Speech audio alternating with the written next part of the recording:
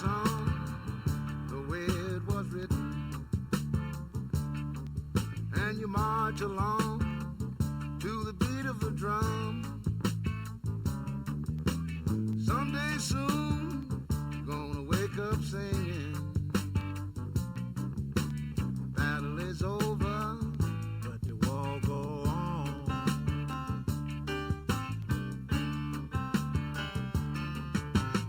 Everybody plays, follow the leader.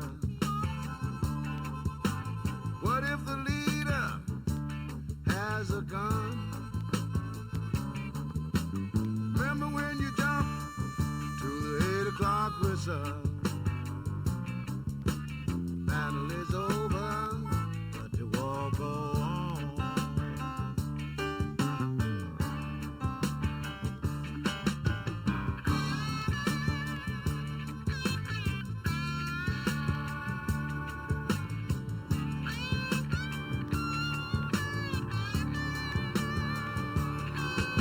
You close your eyes when you hear the thunder, cry in the rain and smile in the sun. Who do you fool but me, you brother? The battle's over, but the war goes on.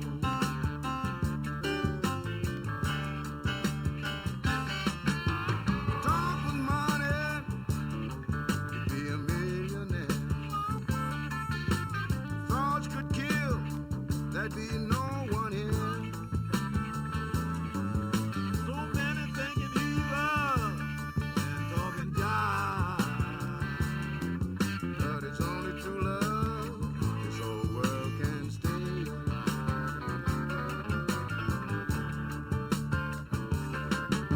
The battle's over,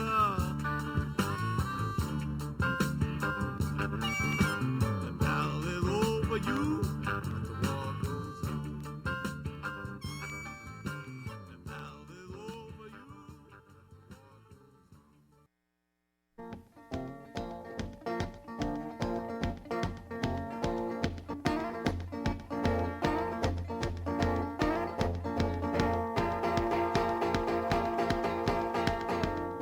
Well, my mother allowed me just to run around all night long, oh long. Well, my mother allowed me just to run around all night long. Good morning, everyone. I'd like to call this Tampa City Council workshop meeting to order. The invocation is Councilmember Dingfelder. I will yield to you, sir. Thank you, Mr. Chairman. This morning we have, we're honored to have the Reverend Jason Sowell. Reverend Sowell is the founder of Current Initiatives, a Tampa-based nonprofit organization whose Laundry Project initiative has served thousands of families across the Bay Area for the last couple of decades. Jason is also a chaplain with the Tampa Police Department and has been a minister in the Bay Area for nearly 20 years. Reverend Sowell has joined us on the second floor. Can you hear us, sir? Yes, sir. Thank you for having me. Please join Reverend Sowell on the stand in the invocation and followed by the Pledge of Allegiance. Gracious God, thank you for the beautiful day that you've given us here. Thank you for this place that we can be and make decisions and looking forward to the future of our city. Thank you for these council members and the wisdom that they have. God, we ask that you would give them greater wisdom as they make choices and decisions for our city as we look forward to the future.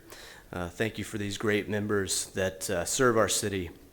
Thank you for these officers and so many others that make our city what it is. We ask that you would bless us in these next few moments, bless this day, and as we move forward. In Christ's name, amen. Amen. I pledge allegiance to the flag of the United States of America and to the republic for which it stands, one nation, under God, indivisible, with liberty and justice for all. Thank you, Reverend. Have a good day. Thank you. Roll call. Vieira. Goods. Carlson. Here. Dingfelder. Here. Citro. Here. Miranda. Here. Maniscalco. Here. We have a physical quorum. Thank you very much. Mr. Shelby? Yes, good morning, Mr. Chairman, members of the Tampa City Council, Martin Shelby, City Council Attorney. Today is Thursday, April 22nd of 2021. We're here at Old City Hall at 315 East Kennedy Boulevard. During the COVID-19 state of emergency, and this workshop of the Tampa City Council is being conducted with a live in-person quorum of the City Council present in City Council chambers. However, in response to the COVID-19 restrictions, members of the public are encouraged to participate virtually through video teleconferencing, referred to by Florida statutes and rules as communications media technology. These meetings are held in accordance with the emergency rules of procedure as adopted by City Council in Resolution number 2020-225 and as amended by Resolution 2020-490 and Resolution number 2021-241. The public and the citizens of Tampa are able to watch, listen, and view this meeting on Spectrum Channel 640, Frontier Channel 15, and live on the internet at tampa.gov/livestream, one word, live stream. Now, members of the public have been able to communicate and are able to communicate with alternate methods which are available to the public, and that's available to be seen, the instructions, at tampa.gov/city council, one word. They will be able to send in or have sent in written comments by internet, email, or U.S. mail. They will be able to speak remotely during public comment, and they are those individuals who do not have access to a communications media device have the option of participating on the second floor at Old City Hall using technology that's being made available to the public by the City of Tampa. That's the second floor of Old City Hall, 315 East Kennedy Boulevard, and please note that use of masks and social distancing inside the building are required. Now, registration to speak remotely had to be requested in advance, and those instructions, again, are on the City Council's website. And the public comments, the written public comments received by mail and email have been delivered to City Council. I believe that one last item, Council, if one is participating in the workshop through the chat function, I ask that the public please refrain from communicating with City Council members using the chat function during the meeting. Thank you very much, Mr. Chairman. Thank you very much. Before I begin, I just want to acknowledge that yesterday was Administrative Professionals Day, and I want to thank my legislative aide, Lisa, for all that she does and all that she's done this last year as serving here as chair. We appreciate you very, very much, and we could not have done it without you.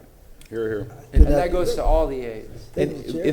He's done a great job this year. I just want to say that she's been wonderful to everybody and to all the other aides who help out along the way. Thank you, ladies.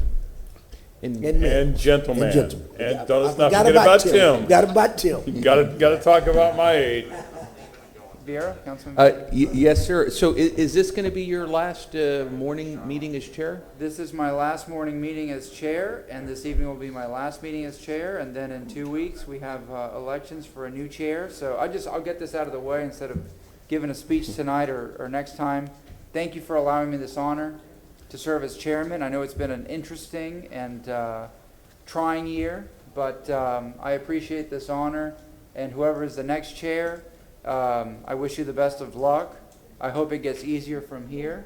I know it's a completely different world than from what we're all used to. So again, I appreciate it, and I thank you for believing in me and supporting me last year and electing me as chair. And I hope to have a good last day here. So thank you for your leadership, sir. Thank you. Yes, sir. And thank you very much. And like you said, your legislative assistant, like you pointed out, Lisa, has done a great job. And I know it's very, it's a lot of work, but thank you very much. So we'll have chair elections in a couple weeks, and we'll start seeing those negative ads on TV. That's a joke. That's right. No, I just want to say thank you for your leadership. This has been a tough 12 months for the city and for the world, and you and Lisa have risen to the occasion and helped us get through all kinds of technology and different venues and manage issues. And I think your demeanor and leadership enables all 7 type A people to be able to speak and still hold everything together. So we very much appreciate you, and thanks to Lisa for all the hard work. And also thanks to all the digital people and other staff who helped us going back and forth and continue to help us with evolution of everything. Absolutely, and thank you to everybody at the convention center, everybody here with the clerk's office, everybody at CTTV. I mean, everybody that put this together, John Bennett, his leadership and work, redoing this room and going back and forth and going virtual and in person.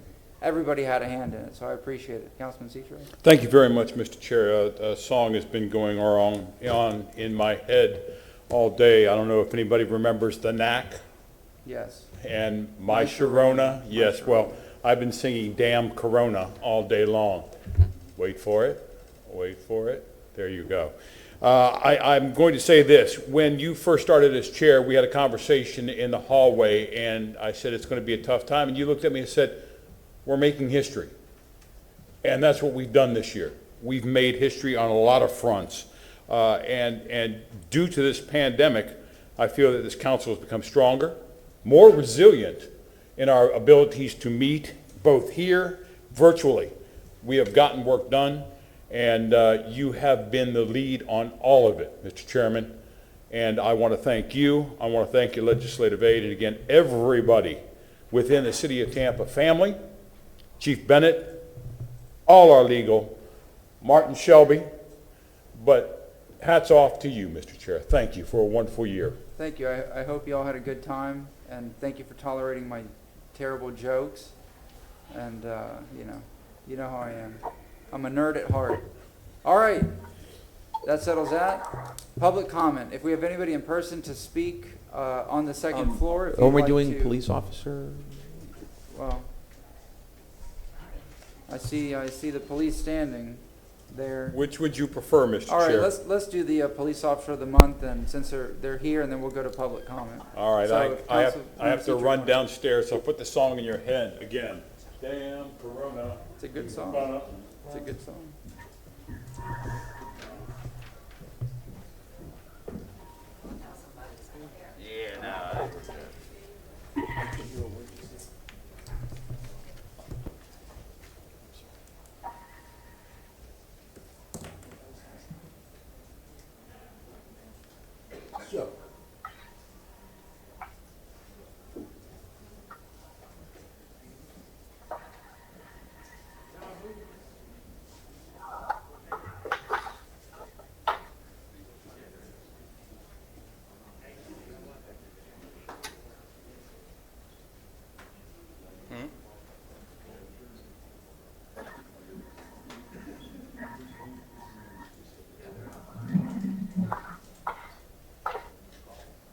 Good morning. Chief, how are you doing this morning? You okay? Yeah. Sir, congratulations. Thank you. City Council, if you do not mind, we are here to honor Detective Daniel McClure. Now, Chief knows, and all the TPD know, that if I could give one of these commendations out every day to our TPD officers, all the brave women and men, I would. But we're only allowed to give one a month. And this deserving officer is our candidate for today. And again, Chief, I'm going to ask you to tell the reasons why this detective is worthy of this. But I first want to tell the public the same thing I always say. When the time comes, and the police academy, the Citizens Police Academy, comes back, go do it. Go enter into it. See what these officers go through. It's be worth your while, and you'll get all new respect for our TPD officers. Chief, would you like to tell the reasons why this detective is going to receive this? Yes, thank you. Good morning, Council. Brian Dugan, Chief of Police. As we were standing there talking, I was talking to Dan before we got started, and I told him at the end if he wanted to say a few words, he could, and he has declined. And I said, you did a great job. You should be very proud of your accomplishments. And what he told me was, I just did my job. I did what I was supposed to do. And so I think that says a lot about his work ethic and how he believes police officers should carry themselves in the things that they should do. You know, Dan is an exceptional investigator. He's the consummate professional and demonstrates a willingness to take self-initiated leadership role. And during March 2021, he was assigned as a District 2 adverse detective, where he demonstrated those outstanding leadership skills. And what that means was when you're the adverse detective, you work the night shift and you handle whatever cases that may come up that require a detective to do follow-up. That same month, as you're aware, we had the loss of MPO Jesse Madsen in a wrong-way driver crash. The investigation required many patrol units to maintain the scene and supervisors to ensure that the numerous tasks that needed to be accomplished in that crash were completed. At the same time, other emergencies occurred and the protection of our citizens had to be provided. Detective McClure stepped up and became the district's acting supervisor, as well as doing the work of the only on-duty investigator that was not assigned to the fatality accident. And I think sometimes that gets lost on people. When you have these big scenes, whether it be a police officer's death or a major accident, it requires a lot of people to step up and do their job. And at the same time, we still have to provide police services to the rest of the community. There has been an incident out there at the same time during the accident where someone had been shot. Detective McClure immediately went to work investigating this case, and then later, during the same shift, he responded to a report of a man flagging down traffic and looking for help because he had been stabbed in his throat. Detective McClure worked with patrol officers to follow a blood trail back to the motel room. He worked this investigation and developed leads until it was day shift time, and the officers during the day were able to take over. His investigative experience and coordination of information and resources made the transition of the investigation to other detectives seamless. In a different case, Detective McClure works very hard to prove innocence just as he does to prove guilt. Two different subjects, both matching the description that a witness gave of an auto burglary suspect, had fled from officers as they approached the area. Patrol officers had one of the subjects detained. Our helicopter was responding to the area where officers were setting up a perimeter to locate the other subject. Detective McClure responded to where the one subject was being held. While talking to Detective McClure, the subject admitted to running from the police, but he insisted that he was innocent and was at home with his mother at the time of the burglary. So most cops would think, well, if you're innocent, why did you run from the police? And he's saying he was at home with his mother at the time. His description and the fact that he fled from officers gave them reasonable suspicion that he was the suspect and probable cause for an arrest at the time. But Dan McClure did an outstanding job ensuring that a thorough investigation was conducted and followed up on the suspect's statements. Because of this, he was able to exonerate the subject from a video he located which showed him at the house at the time of the offense. So here he was able to clear somebody that could have been arrested but wasn't, and who did not do the crime. And that's very important that we recognize that. Whether he's dealing with a victim or a suspect, Detective McClure fulfills the ideals of the mission of the Tampa Police Department, and that is to reduce crime and enhance the quality of life through a cooperative partnership with all of our citizens. In recognition of his hard work and excellent investigative skills, Detective Dan McClure has been selected as Officer of the Month for March 2021. Congratulations. Thank you, sir. Detective, because of your dedication to service, commitment to excellence, and going above and beyond the call of duty, you have been chosen for this mark of distinction as Officer of the Month. Tampa City Council, your peers, your superiors would like to recognize you for your hard work, dedication to the community in which you serve. We commend you for your leadership, professionalism, fairness, and strong work ethics. in honor of the Tampa City Council, I am honored by the Tampa City Council to present Detective Daniel McClure with this commendation, April 22nd, 2021. Congratulations to you. Thank you, sir. Councilman Now. Vieira. You're gonna be hearing from the councilman, so come on, stand up here proud. Thank you very much, Mr. Chair. And Detective, thank you for all that you do. I know that, you know, what the chief said about you saying, look, I'm just doing my job, and we're honoring you for that. But the truth is, you know, it's a very difficult job that you have, and this is something that we do, which is a very small token of appreciation to people like you who do what you do. But the truth is, we really, to measure the job that you do, what the chief just went over day by day by day, what you got to go through in dealing with traumatic situations like that. You know, just last night in New Tampa, a mother drowned after a car accident. Her 12-year-old got out. Our first responders were at the scenes, or police officers, or firefighters, or EMS, and the things that those men and women go through, and just seeing that situation. How do you properly thank somebody for that? You don't. I think that, or you can't, I should say. The best that you can do is to try to thank you all for what you guys do, you men and women do on an everyday basis. Try to have as much respect as we can, and try to be as supportive as we can, not just for folks like you, but also for your families. And sending you all off every day for a job that's very, very difficult. So this is just a tiny token of one of many things that council can do and that elected officials can do just to show our appreciation. But just for what it's worth, we thank you for your service. Thank you, and God bless you. Thank you. Thank you for those comments, Councilman Vieira. You know, I know what an adverse detective does. It's a busy time, the evening time, when that guy comes on and everyone's looking for a detective.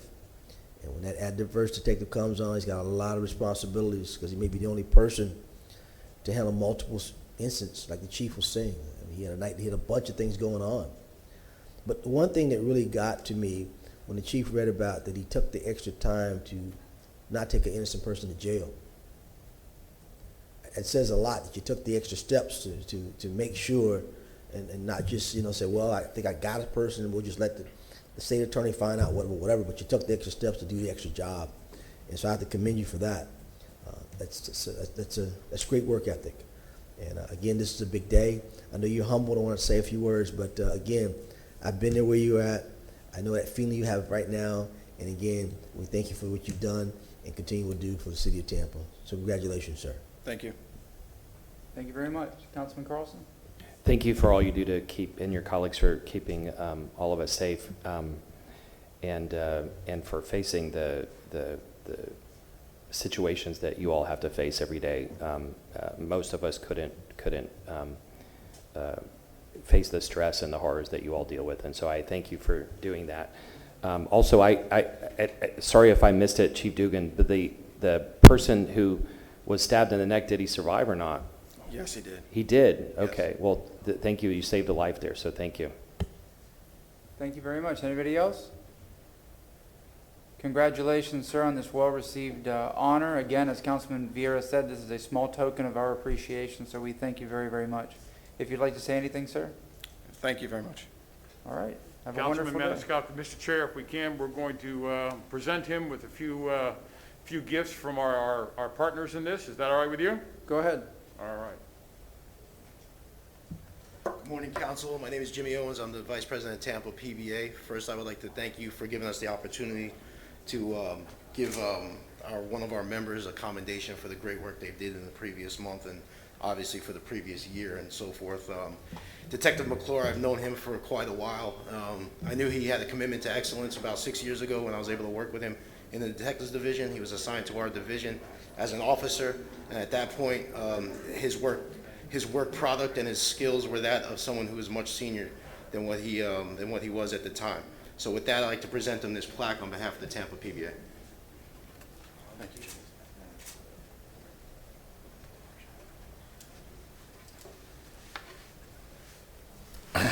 Good morning, Council. Steve Michelini. I'm here on behalf of a couple of different businesses and enterprises. One of them is the Tampa Metropolitan YMCA, and they're going to provide Detective McClure with a gift certificate so he can enjoy himself at the Y. On behalf of the Chicho Restaurant Group, we're providing him with a gift certificate so he can enjoy himself breakfast, lunch, or dinner at their restaurants.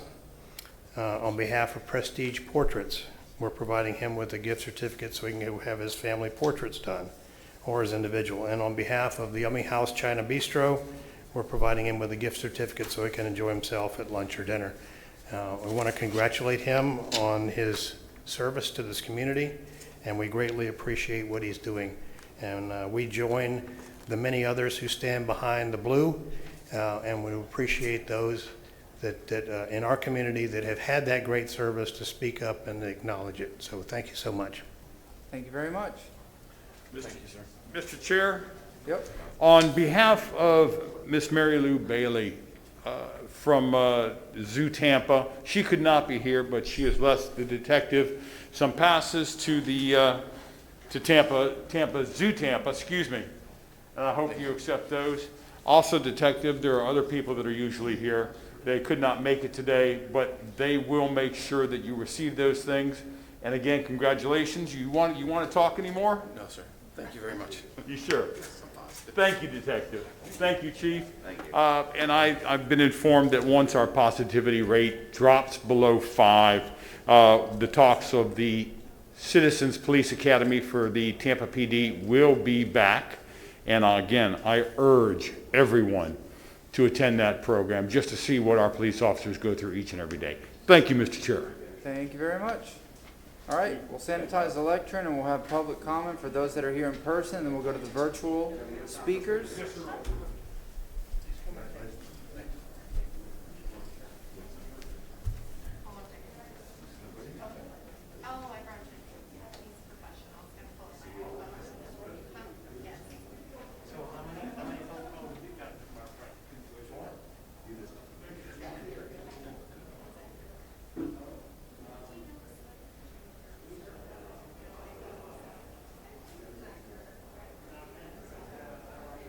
All right, if you're here to speak in person for public comment, please come to the kiosk and state your name. You'll have 3 minutes.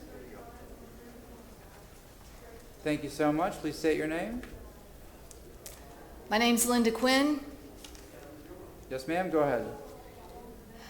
I want to turn on my timer here so then I sure and stay within my limits. My name's Linda Quinn. I live in the neighborhood called Armenia Gardens Estates. I have a criminal justice degree, a paralegal degree, and a degree in entrepreneurship. I'm here to speak about my concern with the noise ordinance. Apparently, it has gone through several incarnations, and now it seems to not be so equitable to citizens.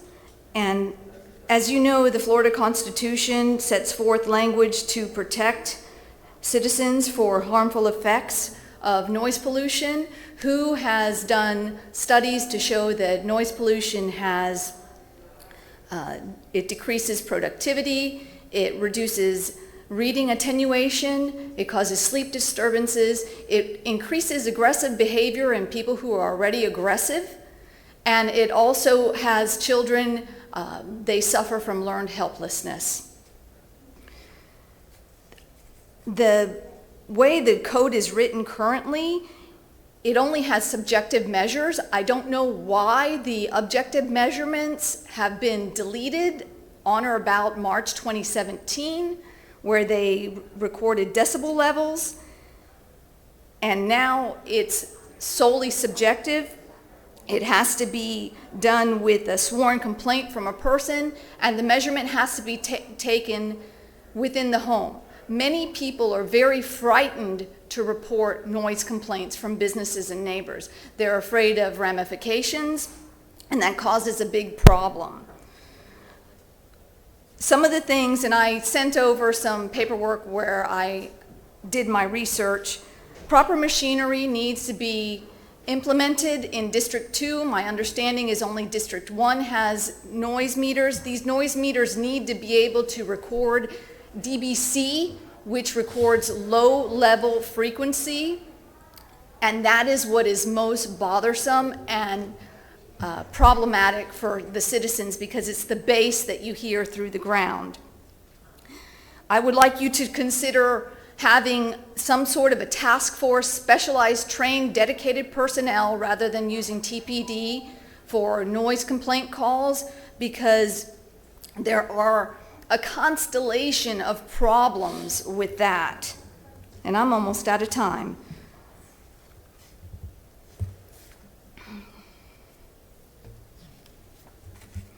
The code needs to be written very specifically so then it's defensible about First Amendment rights. That seems to be the big problem.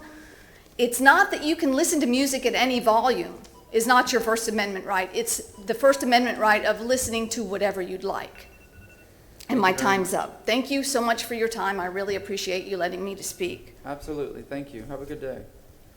Mr. Chair? Yes? If I may, how many public speakers do we have for comment today? 6 or 7, I believe, in person. Okay. And we have a couple registered. I was just making, I mean, not to speak for Councilman Carlson, but I know he had to do his presentation at 9:30, was it, sir? Just by 10:30, but I want to, Oh, I okay. appreciate it, let's let public comment go first. Just making sure. No, thank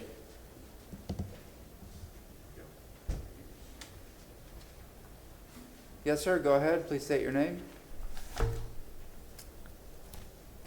Hello, my name is Clayton Long. I live with my wife at 1815 East 18th Avenue in East Tampa, North Ybor area. Exactly 1.8 miles from this location, I'm a business owner, a lifelong Tampa resident, and I'm here to speak about permitting and construction services. I also echo the previous speaker's concerns on the noise stuff too, by the way. Last week, I came to Tampa City Council to talk about some problems that were happening in my neighborhood concerning an investor. He had construction crews doing a substantial amount of unpermitted work on at least 2 properties in the East Tampa, North Ybor area.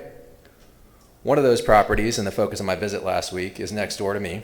It had 2 stop work orders attached to it. I spoke about how after the first stop work order, the owner submitted an owner-builder permit application. I also discussed how the plans for his permit application did not meet the city's requirements for his scope of work, and yet they were accepted by the city after initial review.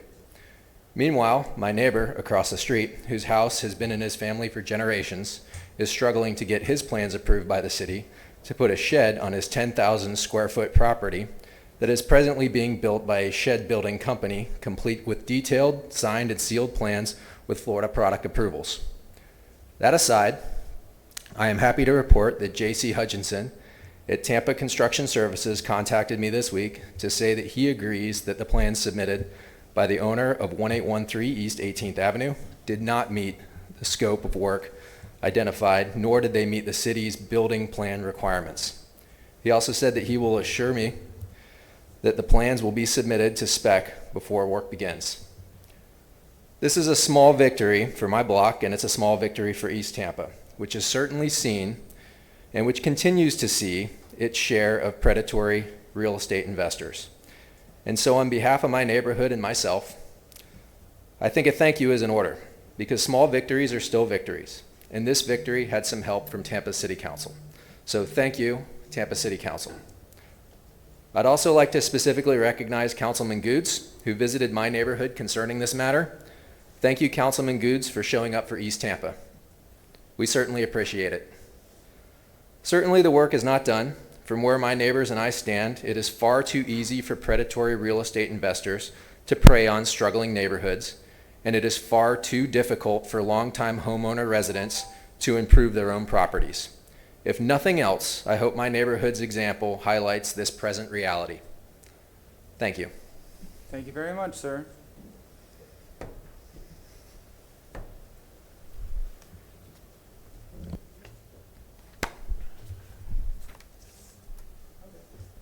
All right, we'll sanitize the lectern. We'll have the next speaker.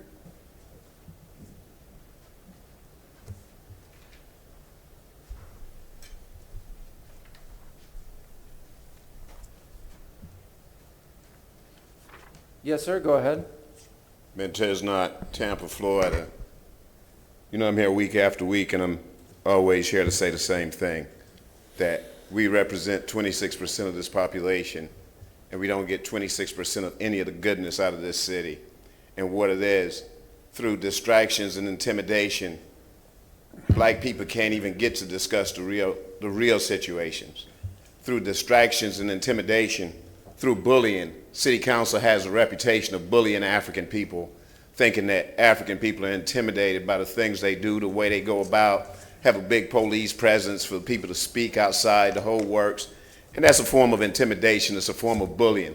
It's a form of showing African people would never even get to discuss our real situations of colonialism, capitalism, reparations, police violence, 600,000 bicycle stops right in this city. The police nationwide kill murder about 100 African people every day as God make day. Murder about 100 African people every single day. The police gangs, police outlaw units, people with police intents, gang, Ku Klux Klan that have infiltrated police departments, all this kind of stuff going on. And what happens is the developers run this city and the city is on automatic. And when African people come down here to speak about our situations, about our trials and tribulations, nobody want to hear about it. You understand? 600 years we've been experiencing this as African people. 600 years. So I'm not confused by the distractions. I'm not confused by the bullying of the people that's sitting upstairs thinking they sitting up high, about the bullying and about the, hey, we would be arrested, you can't speak, you can't say this, you have to address us as a body, you can't talk about us individually. It's just all part of bullying. That's all it is. That's what the bully do. And they want African people to be scared. But the fact of the matter is, I always say, I'm going to be an inspiration for African people to let our young people, our elderly people, our people that shut in, our people that's experiencing homelessness, mental illness, and all the other trials and tribulations, our people that's experiencing driver's license suspension due to child support and other nonsense, hatred, hateful things they do to African people. Bicycle stopping you and you can't get a driver's license. Bicycle stopping you and you got 7 people sitting upstairs want to be treated as kings and queens. You can tell how discriminatory the thing is. It's not one woman sitting up there, not one female sitting up there. So it's not a true reflection or representation of the population.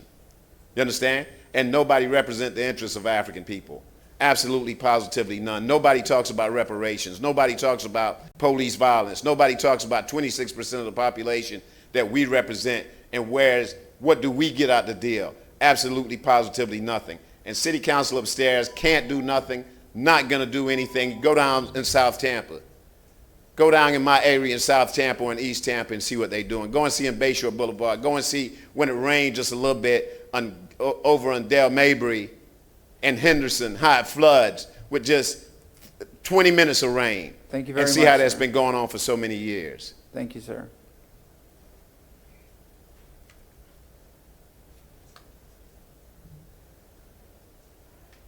All right, next speaker.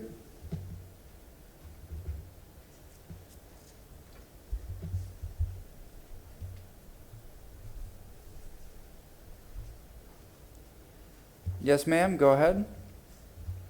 Yes, good morning.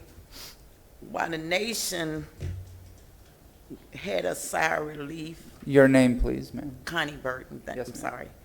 sorry. While the nation had a sigh of relief from the verdict the other day, I would suggest that this city and this council do not forget the death of Arthur Green and how that has gone unsolved. And so while people want to talk about practices and patterns and how now the Justice Department is moving in to look at cities across this country that have the practices of further intimidating African people, not recognizing when people are in distress, but it leads to not only bodily harm, but sometimes death. And to you, Councilman, that as you are about to celebrate your 1-year retirement as the chair, I'm reminded of all of the former mayors that had about 8 years in their relationship as leading this city. And if we just look at the last 4, that would amount to about 32 years. And I recognize that as ongoing willful practice of denying the African community to be a self-determined community. We can identify, we come down here and we identify every week the issues that is plaguing our community. But when you hear even members of your own leadership talk about how the others is frightening to the majority.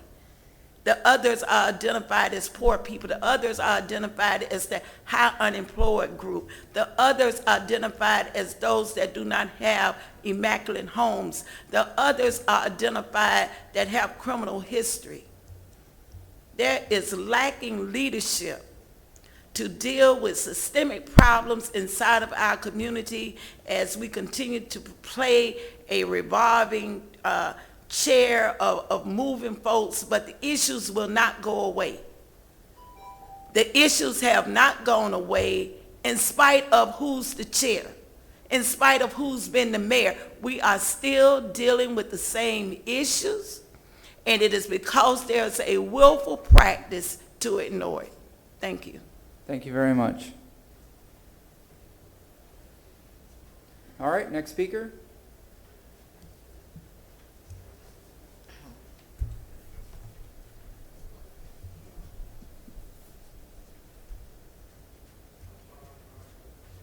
Yes, ma'am, go ahead. Please state your name. Hi, I'm Black Rose. I'm long-term Tampa resident my whole adult life. I've spoke last year a few different times in regards to the budget increase, and I'm speaking today because last week there were comments made that if the public wants to see things happen, the public needs to show up. The public needs to speak. Well, I'm here to say that the public showed up and spoke all during the pandemic last year. We spoke out every single meeting about not wanting to see the police budget increase. Every single meeting. And the day that you voted, there were 40 people who said don't do it. 0 people who said do it. And you still voted for the increase. So if you want the constituents to show up and participate, maybe start listening to them. If you really want to represent the people are speaking. The people have been telling you what they need. And you continue to be in the pocket of the mayor. You continue to do what the mayor wants you to do instead of what the people want you to do. Who got you into your position? Who put you into this? Because I know it wasn't the mayor. You got voted in by the people. Represent the people. That's what you're there for. Stop telling us to show up and then you'll do stuff. We are speaking to you. We speak to you when we're at city council. We speak to you outside of city council. The people are speaking. You need to listen. Thank you very much. Next speaker, please.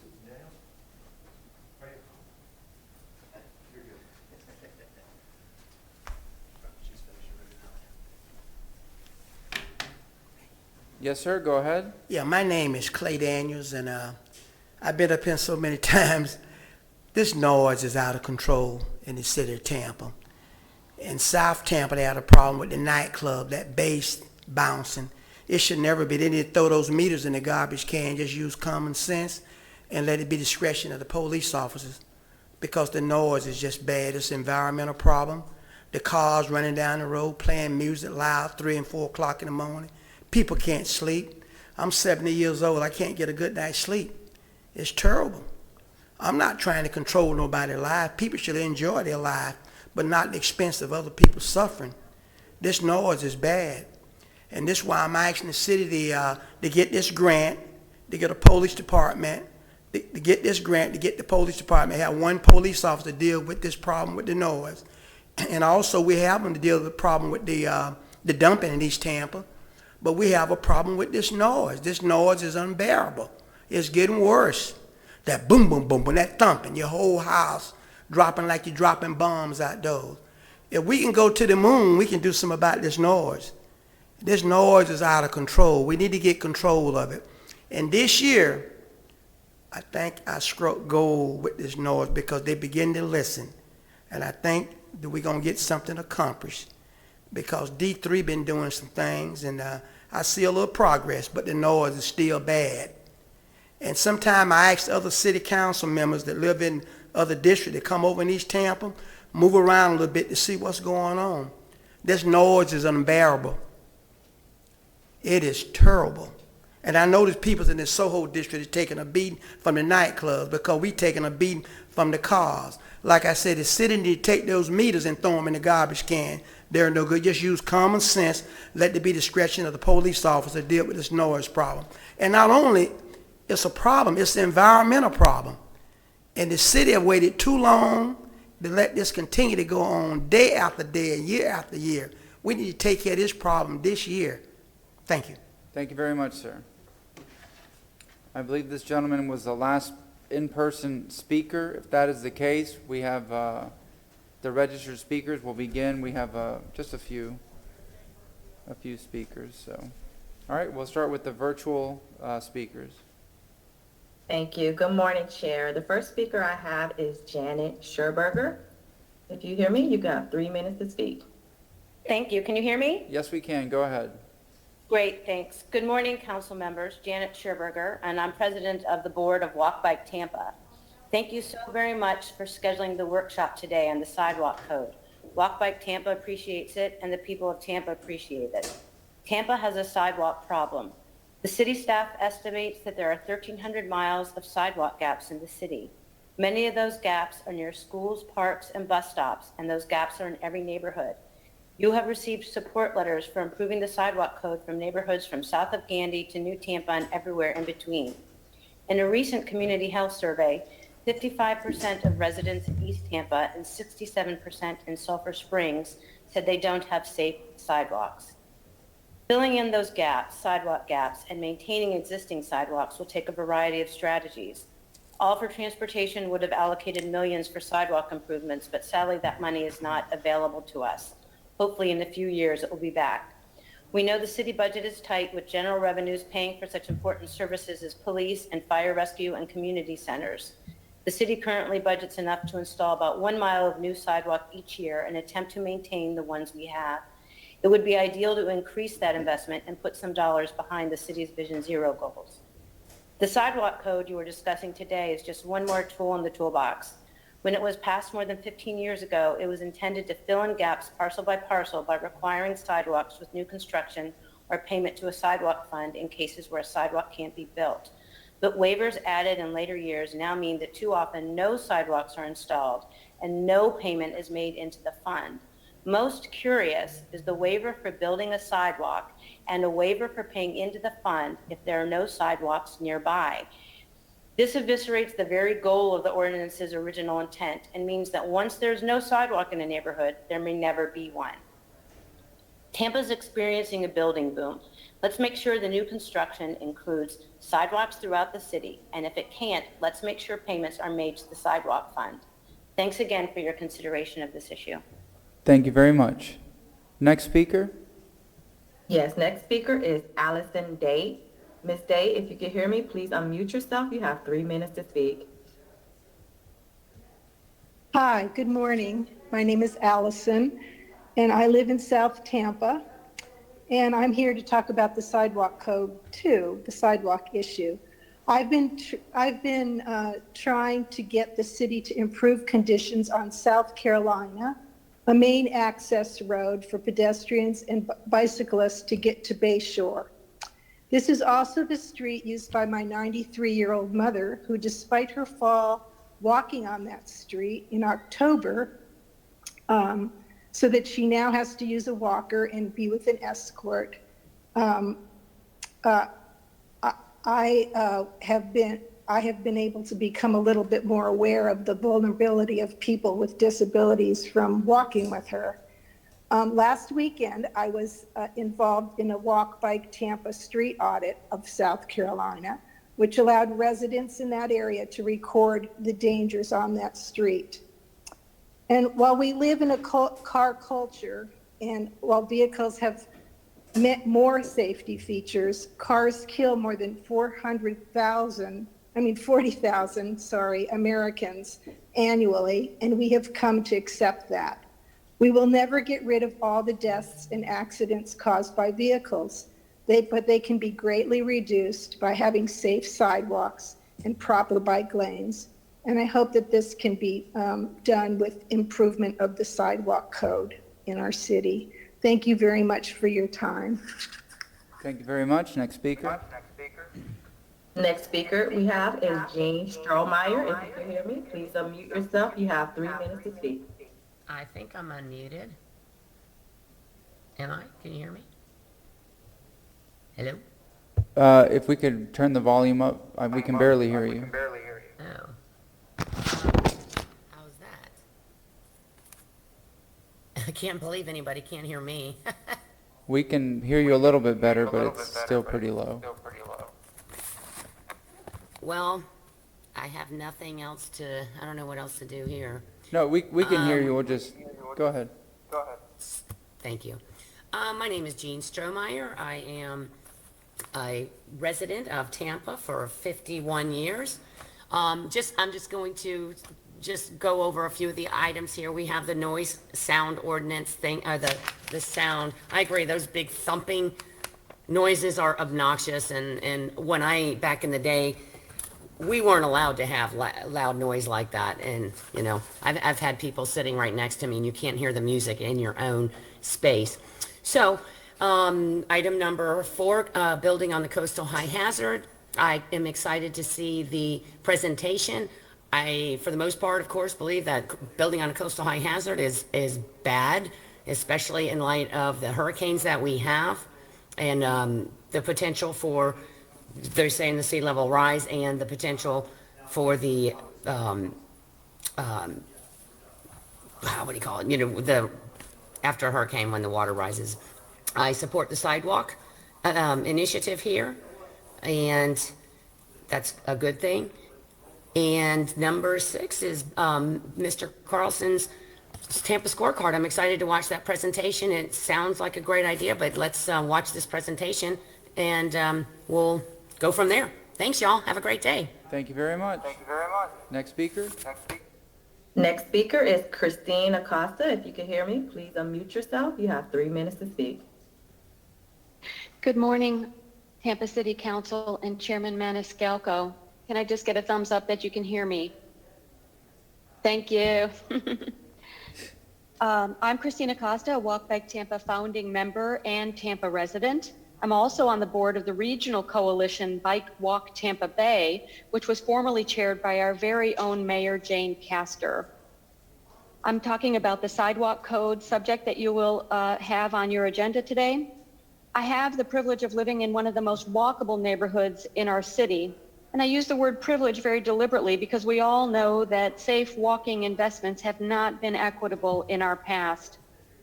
Despite living in this nice walkable neighborhood, I still only have to step out of my house and walk half a block before I run out of sidewalk and I have to walk in the street.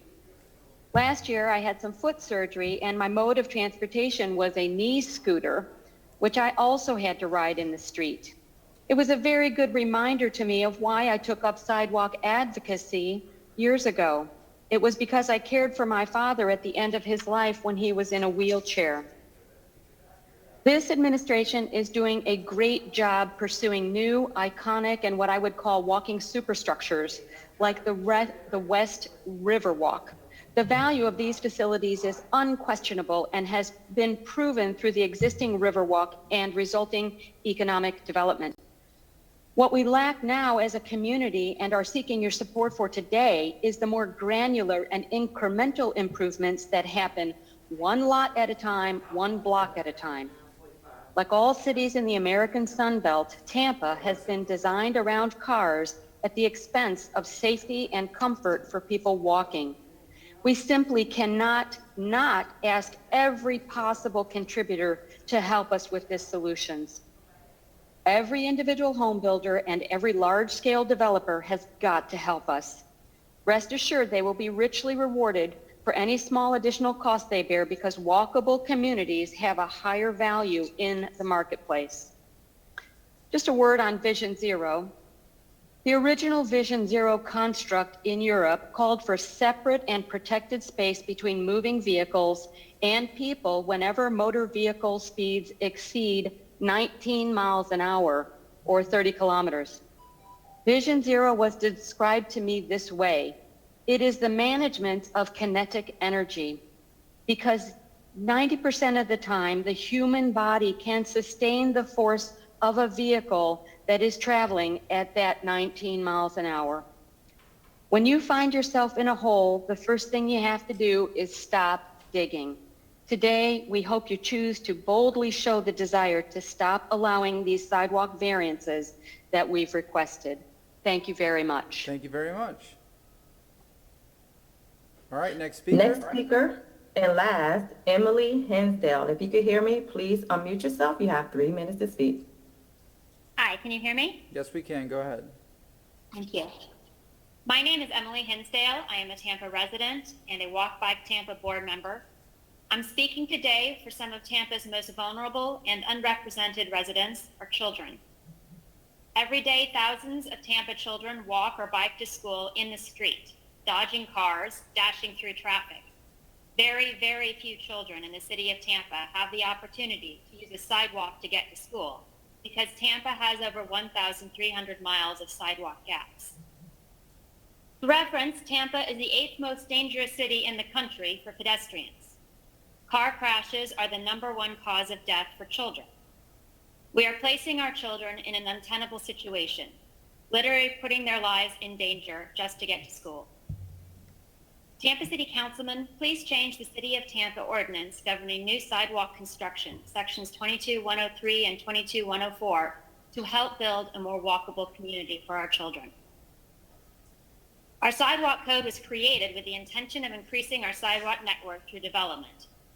However, the current code includes so many exemptions that many miles of neighborhood streets feature large new homes, multiple new cars, but no new sidewalks, even within a short distance or across the street from schools. The In Lieu Fund, designed to provide exemptions to sidewalk installation for challenging locations, similarly includes such a list of exemptions that its minimal annual growth dictates our current abysmal record on new sidewalk installation. A very small number of home builders pay into the In Lieu Fund each year. A very large number of homes are built without sidewalks each year. We need to end these exemptions. School walking routes must be prioritized. In the city of Orlando, sidewalks are required for new construction, no exemptions, within 1 mile of a school. Surely we can agree to protect our children as much as Orlando does. Please amend the sidewalk code to require sidewalk installation for new construction within the state-designated walking distance to school of 2 miles. Please work to defend our roads' most vulnerable users. We cannot, in good conscience, delay yet another generation while we build miles of new homes exempted from miles of new sidewalks. Thank you. Thank you very much. Next speaker. Chair, that will conclude the public comment section of this agenda. Very good. We'll go to item number 2, Tampa Police Department and/or code enforcement staff. Oh, Could I please ask you all, I have Dr. Moaz Limiam from USF, and the mayor called him into a press conference at 11, and so he can only present now. So if you all would indulge me. Any objection? No?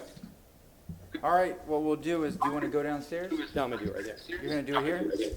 Councilman Carlson's item, which is item number 6, we're going to take that up now. It's a brief presentation, and then we'll continue with the agenda. Go ahead, sir. Yeah, thank you all very much for indulging me to do this, and also for allowing us to change the schedule today. And I'll explain more about the schedule in a minute. I've got on the line Dr. Moaz Limiam, who is the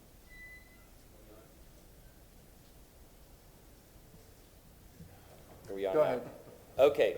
Yeah, I was just saying thank you to my colleagues for allowing me to do this today and for changing the schedule. I've got Dr. Moaz Limiam, who's the dean of the Muma College of Business at USF, and he helped supervise this and help make sure the numbers are correct and to put together the intellectual framework. And he's also been advising the Tampa Bay Partnership and other groups. This is different than the Tampa Bay Partnership's presentation because theirs is regional and this one is city only. To our knowledge, it's the first time anybody's looked at city only data. And remember, this is the second time we've discussed this. A year ago, you all allowed me to present it then as well. I've also got on the line Alex Freya, who was Councilmember Citro's intern a year ago, and he graciously allowed Alex to help me. Alex was a USF economics student at USF, and now he's at UNC Charlotte. So thank you to Alex. Alex is the one who actually put together all the slides and the data, so if we have any questions about that, we can do that.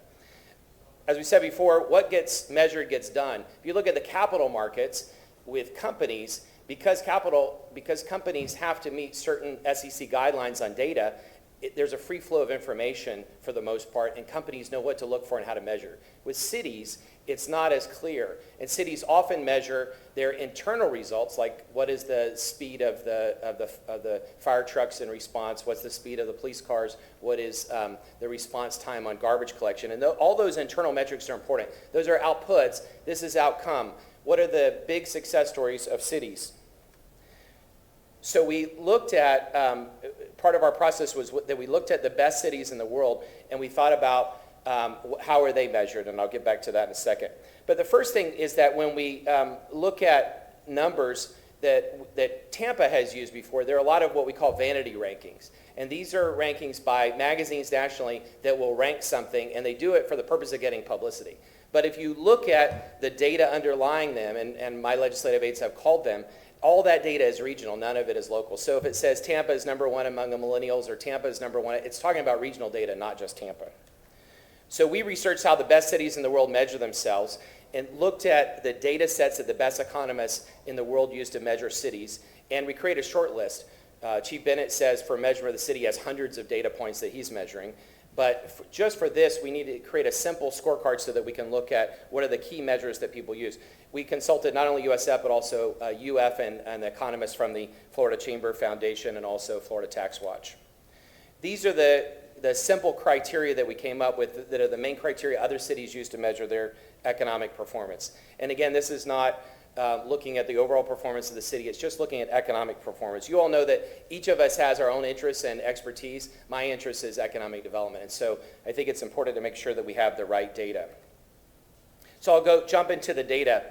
Per capita income, which is the main economic measure that cities and countries use, here is the track. And you saw all of this a year ago. The new data is 2019, and that's the latest data. This data comes from the U.S. Census Bureau. It's not made up from some other source. It's easily accessible from the census.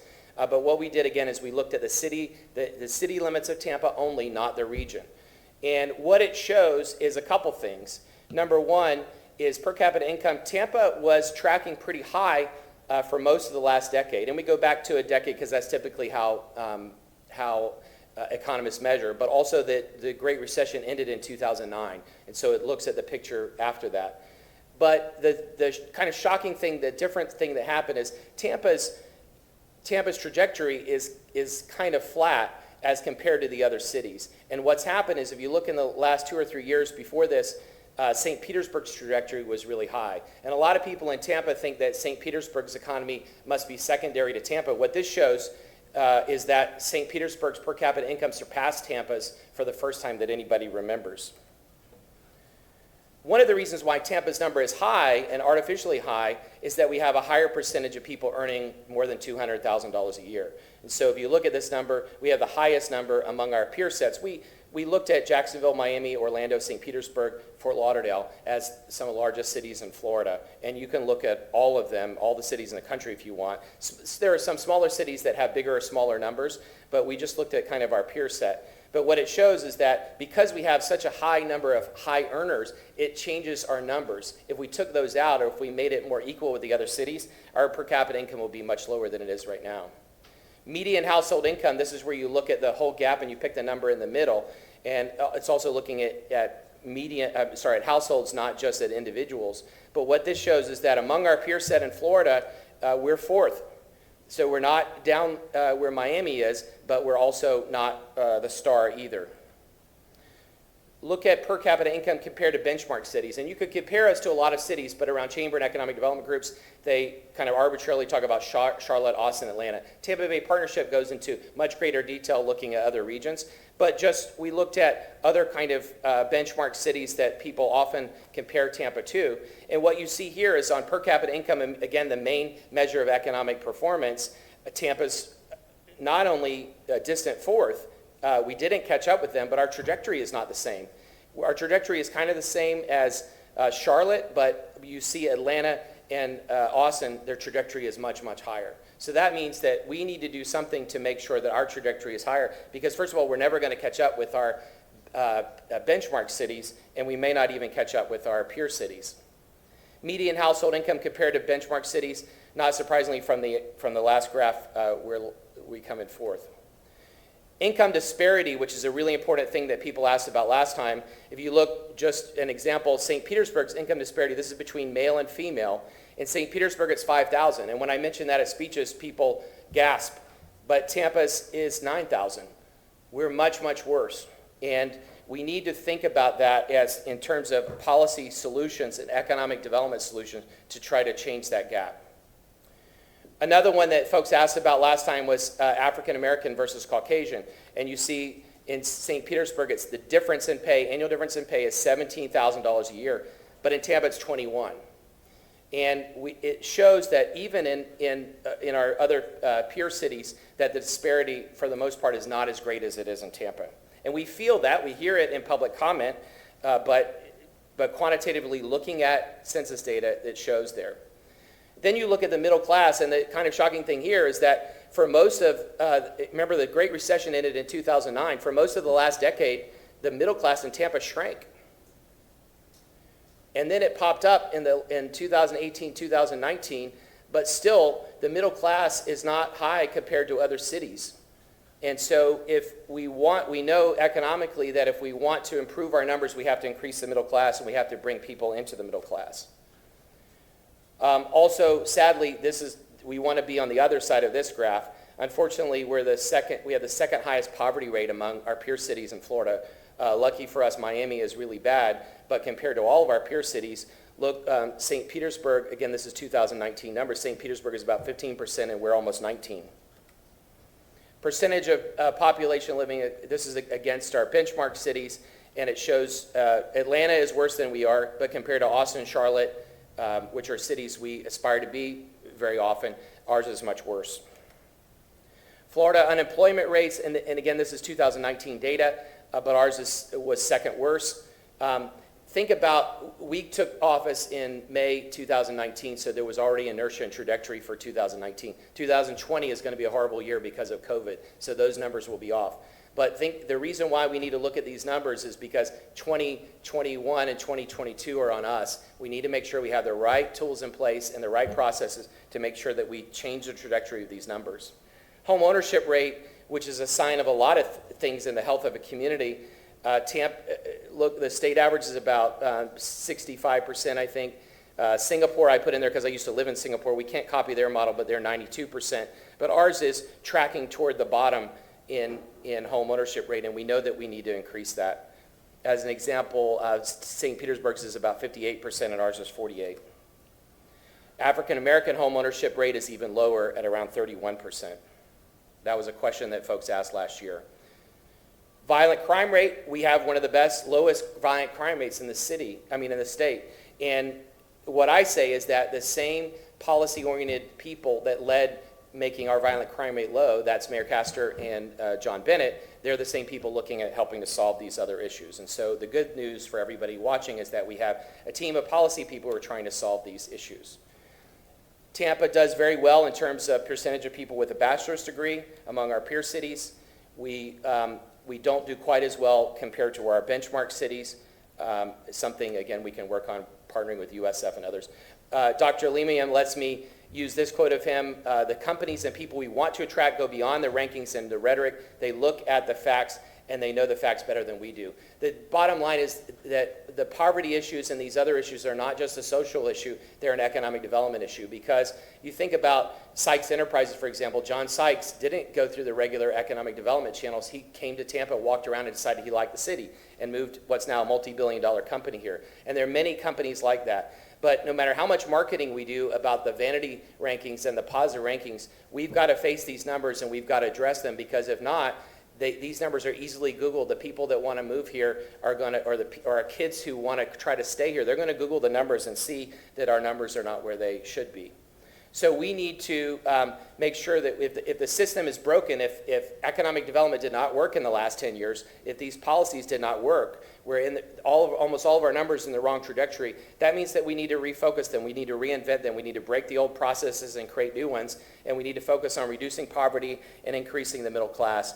We need to use an honest scorecard. When I went with the Tampa Chamber to Charlotte a couple years ago, somebody asked the Charlotte Foundation, why did you all succeed? And the guy said about 10, 15 years ago, we looked at our real data, not the data we wanted, and we addressed that. Last slide, we need to use something like a scorecard. We need to define our goals. We need to get community input. We need to do predictive analytics with USF, and then we need a plan. So what happened after this, last year, is City Council recommended an Economic Advisory Committee. The mayor decided to lead that herself. We set up the processes. USF, Moez, and his colleagues facilitated. They presented the numbers to the community. The community has 25 folks in the community, some of whom we appointed, have given feedback to the mayor. The mayor's actually presenting that at 11 o'clock this morning. That's why Dr. Lemium has to jump. But the idea here is we're at step number 2.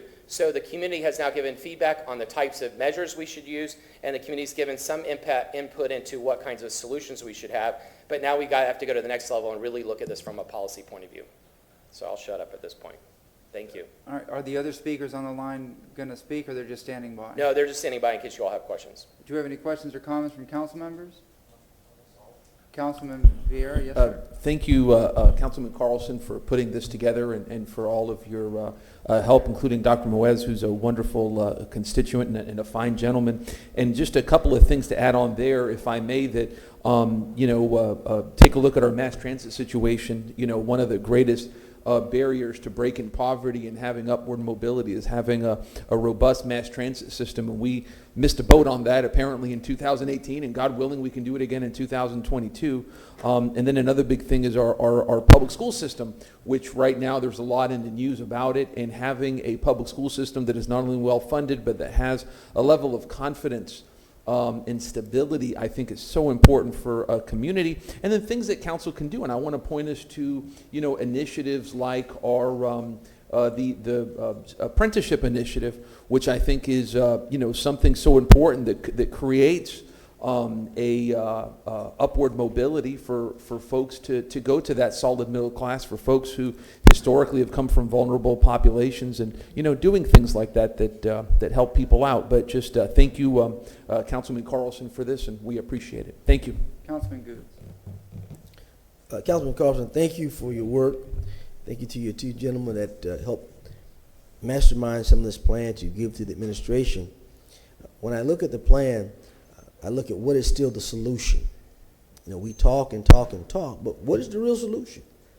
How do we get our foot on the gas to go to the next level? So for me, when my good colleague, Mr. Vieira, talked about schools. Well, when I have low thriving schools in my community, how do they get to the next level? We tuck away a lot of technical programs, a lot of construction programs in the different schools and communities, jobs that we still have that need people on the workforce. I always said when I first came here, every job that the city of Tampa has, the school district should know about. Because that's going to be your next generation of people trying to get into the workforce. And when you don't have that train moving, this is what we have. So I guess I'm going to wait back and see what the mayor maybe come up with at 11 o'clock and how we can move this train to get those folks at the bottom, start inching them up into that middle section. And I think it's, again, solutionary. So I'm just waiting to hear what those real solutions are. So you have any questions to that, Doctor? Councilman Carlson. I'm sorry, it's Citro. Thank you, Mr. Chair. Bill, thank you very much for this. You have said, and I believe, if I may paraphrase, that we're on a three-legged stool: real estate, construction, and tourism. And I believe we need to get out of that mindset for more people to be able to have better careers. No offense to my friends at Port Tampa Bay, but I think it's being underused. We need more manufacturing here so we can put people to work in jobs that don't just last a year or two, as in construction. Now, don't want to see construction stop? No, we're on a good road. But construction comes in, lasts 3-4 years, and then moves somewhere else. We need somewhere where people can have a career, an opportunity to work at a place for 10, 15, 20 years if they so wish. I know the trend is not that way. People stay at places 2 or 3 years and then move on there. But we have to get off the mentality of real estate, construction, tourism. We have a deep water port that needs to be used. Bill, thank you very much for your information here. And we just need to change our logic. As Luis Vieira said, as Councilman Vieira said, we need better transportation.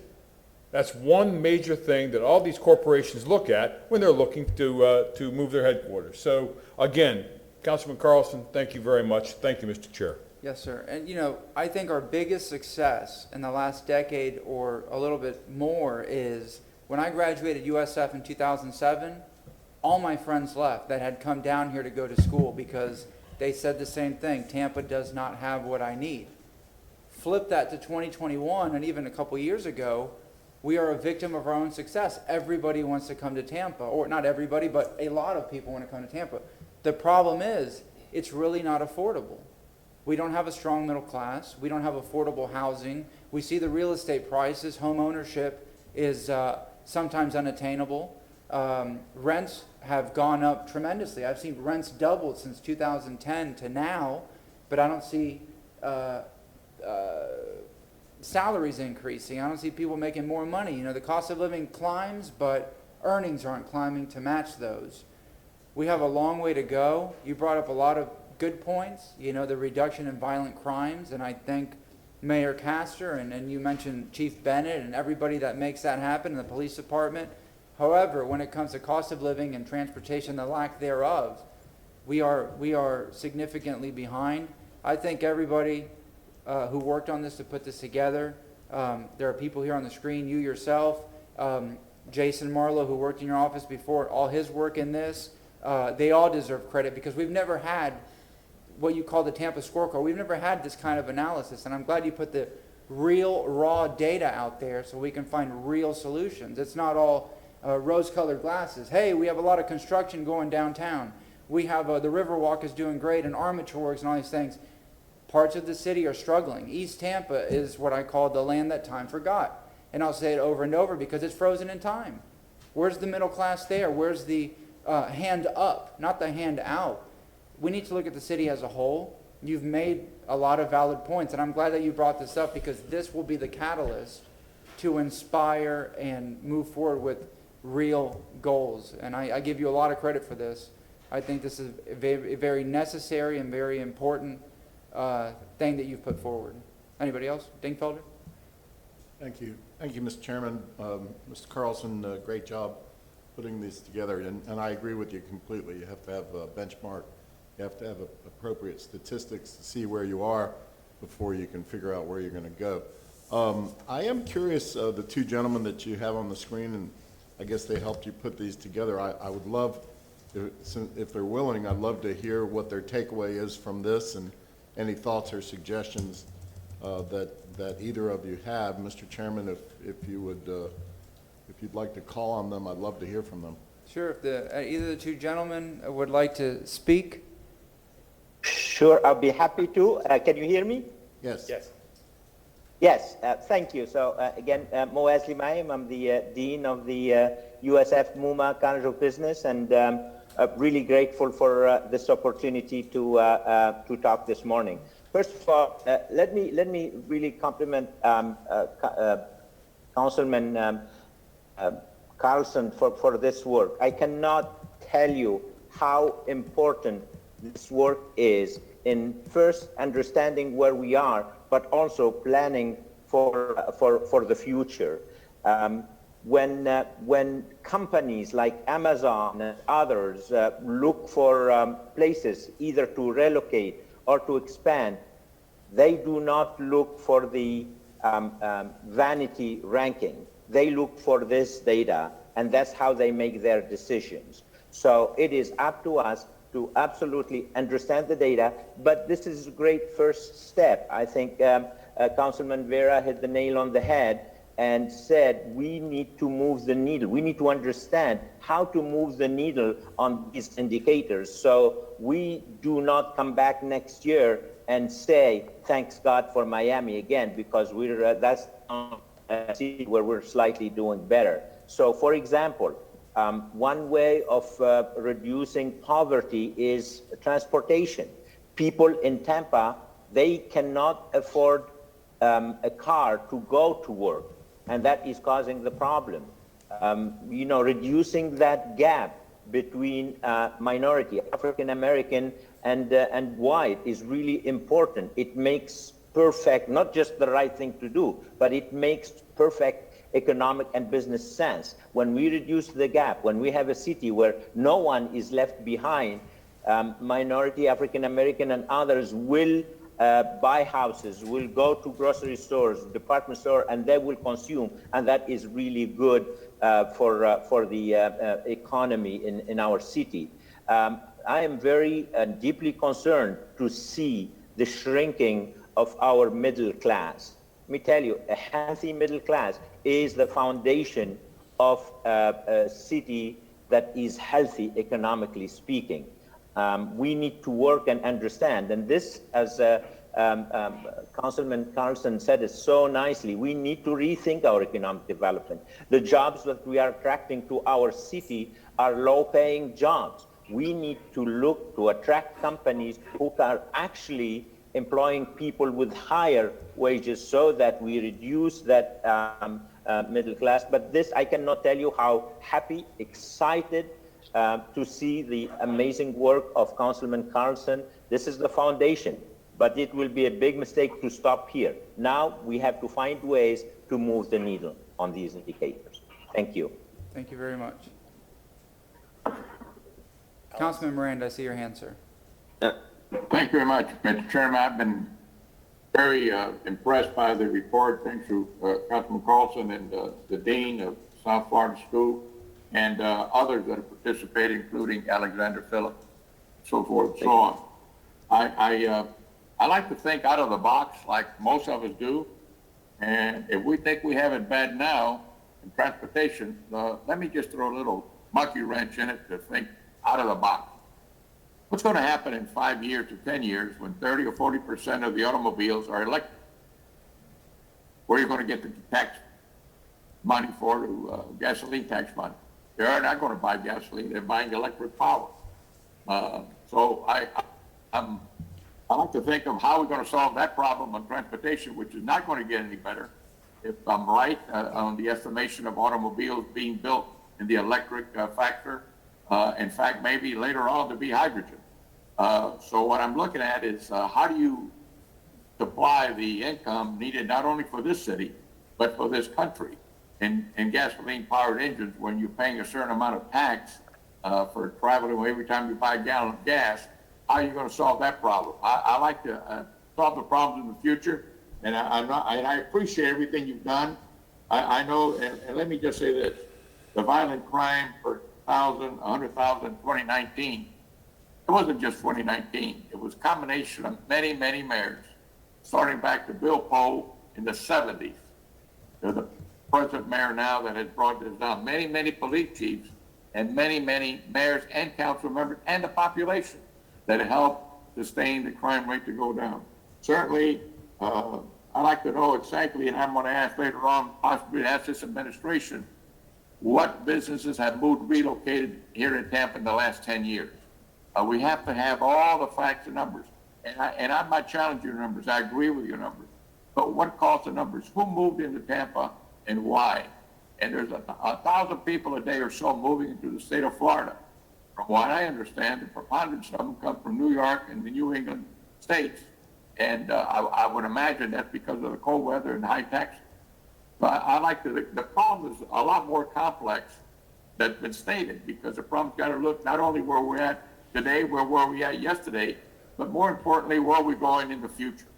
And you have to understand that taxation is one thing, but how do you get the money when the invention of different things is happening in the environment to produce and help save the environment that we have in solar that produces electricity? Are you going to have less electric power and less money's coming into the city because the city's gonna be much more into solar than it is now. I don't have an answer for that.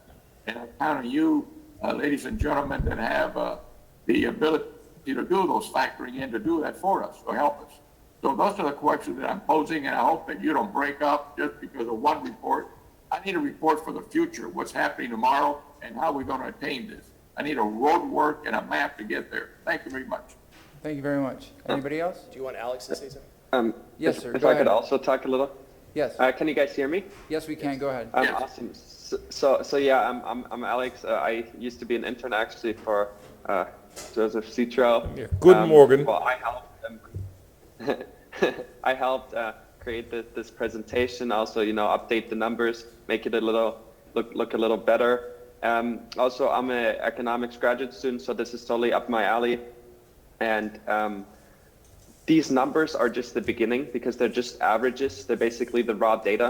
If you know any economic papers, usually they're the first thing, and then you do statistics, you do all this analysis. But what's nice about these raw numbers is you can't lie with them. Like if you can hear you lie with statistics, that's usually when you flip some things, but those are the raw numbers. So they basically tell a story, but they don't tell you the cause. So that's why they're like the first step. But it's still good to see them because, like I said, there's no subjectivity in these numbers because it's the census data. We use the 5-year estimates, the ones that come out the latest, to really get the best, actual results of what's going on. And yeah. Mr. Chair, if I could just thank Dr. Lemium and his colleagues. Thank you, Alex.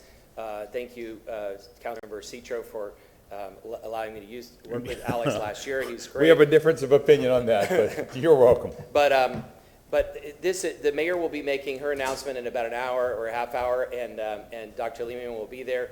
This is just one step in a long process. The next thing, as we said, is we need to sit down with USF and really develop the predictive analytics and develop that plan that Councilmember Miranda asked for. The mayor or Carol Post and her staff will be coming back before us to present the results of the Economic Advisory Committee. And at that time, I think we can ask lots of questions. That's just the community feedback on the numbers and what we should do. And then we need to get the experts' advice on what the plan should be going forward. So the last thing I'll say is you all allowed me to present this a year ago. You're allowing me to present it today. You all enabled the Economic Advisory Committee. This is not my work. This is the work of City Council. City Council does so many things in so many ways, and I just want to thank all of my colleagues for allowing this to happen. And thanks to AV for setting this up today. Take it. Councilman Dingfelder. And since Alex was previously one of ours, I have to tease him and tell him he needs to make his bed before he joins us next time. So. Okay. All right. Thank you. Thank you very much. Enjoy your day. All right. Item number 2.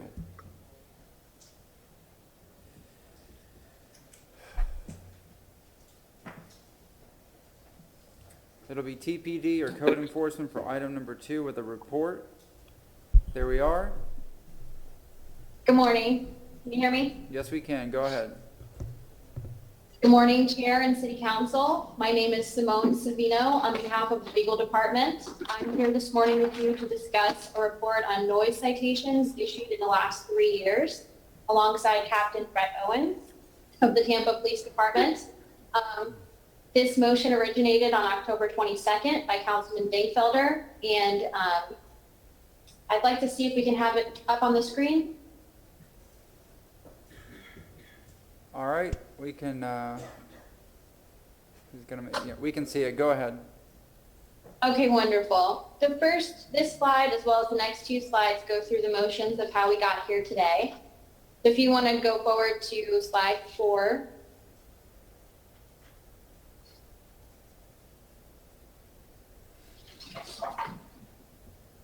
Before I address slide 4, which will be right here it is, I'd like to take a brief moment to discuss the past changes with our noise ordinance for the City of Tampa.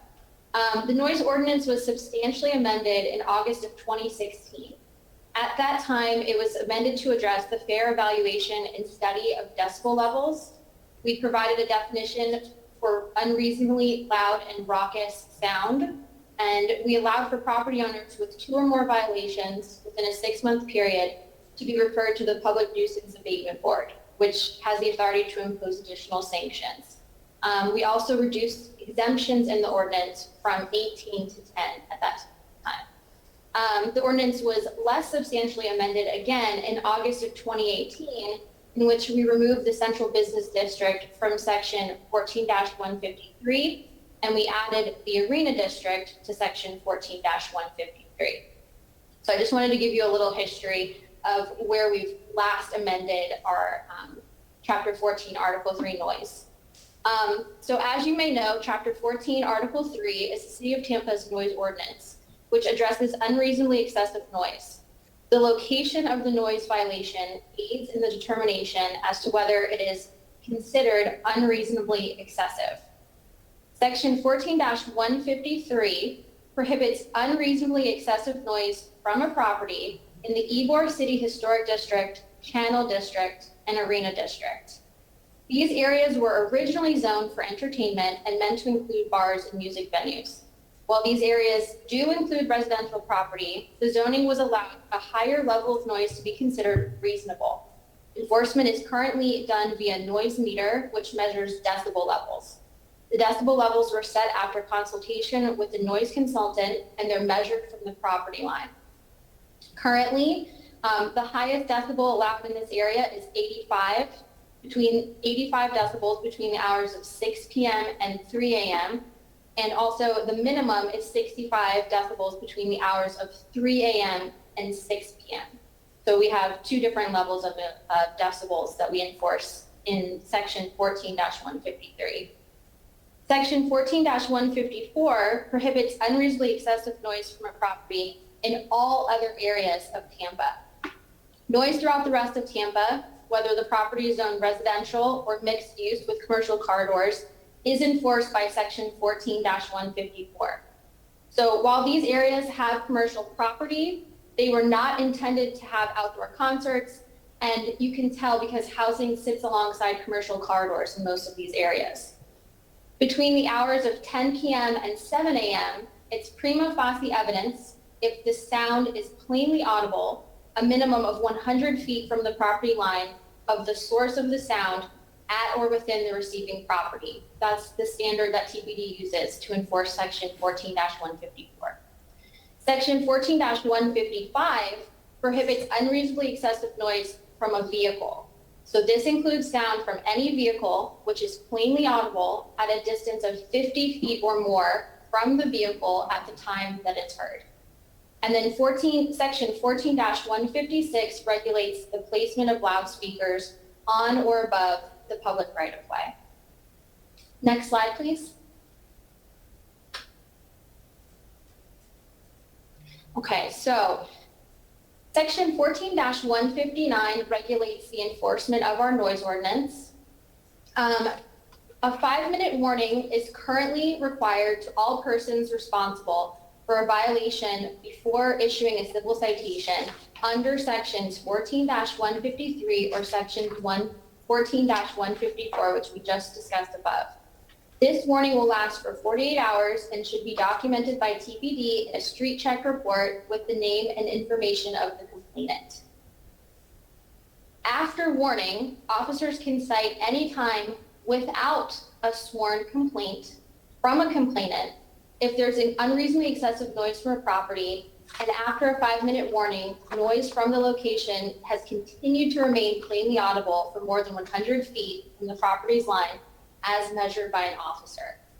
We can also enforce our ordinance with a sworn complaint from a complainant. So that means after warning, officers can cite any time with a sworn complaint from a complainant. The defendant will be responsible for noise from the location if after a 5-minute warning, noise from the location is still unreasonably loud and raucous based upon the sworn complaint of one or more witnesses of the noise violation. Enforcement is conducted by the issuance of a civil citation, which is punishable as an infraction. Noise violations are class 2 violations. That means that the first offense is $150, the second offense is $300, and the third and subsequent offense is $450. A violation of section 14-155 or 156, that's noise from a vehicle, or placement of loudspeakers in the right of way, are considered irreparable and irreversible in nature. So a 5-minute warning is not required to issue one of these 2 citations, and the persons violating the noise ordinance in this way may immediately be issued a civil citation. So joint and several responsibility does apply. More than one person may be found responsible for a noise violation. At this time, I'm going to turn the presentation over to Captain Brett Owen, who's going to be discussing slide 6. So next slide, please. Good morning, Brett Owen, Tampa Police Department. So over the course of the next few slides, we'll go over where and when these noise violations or noise complaints are coming from.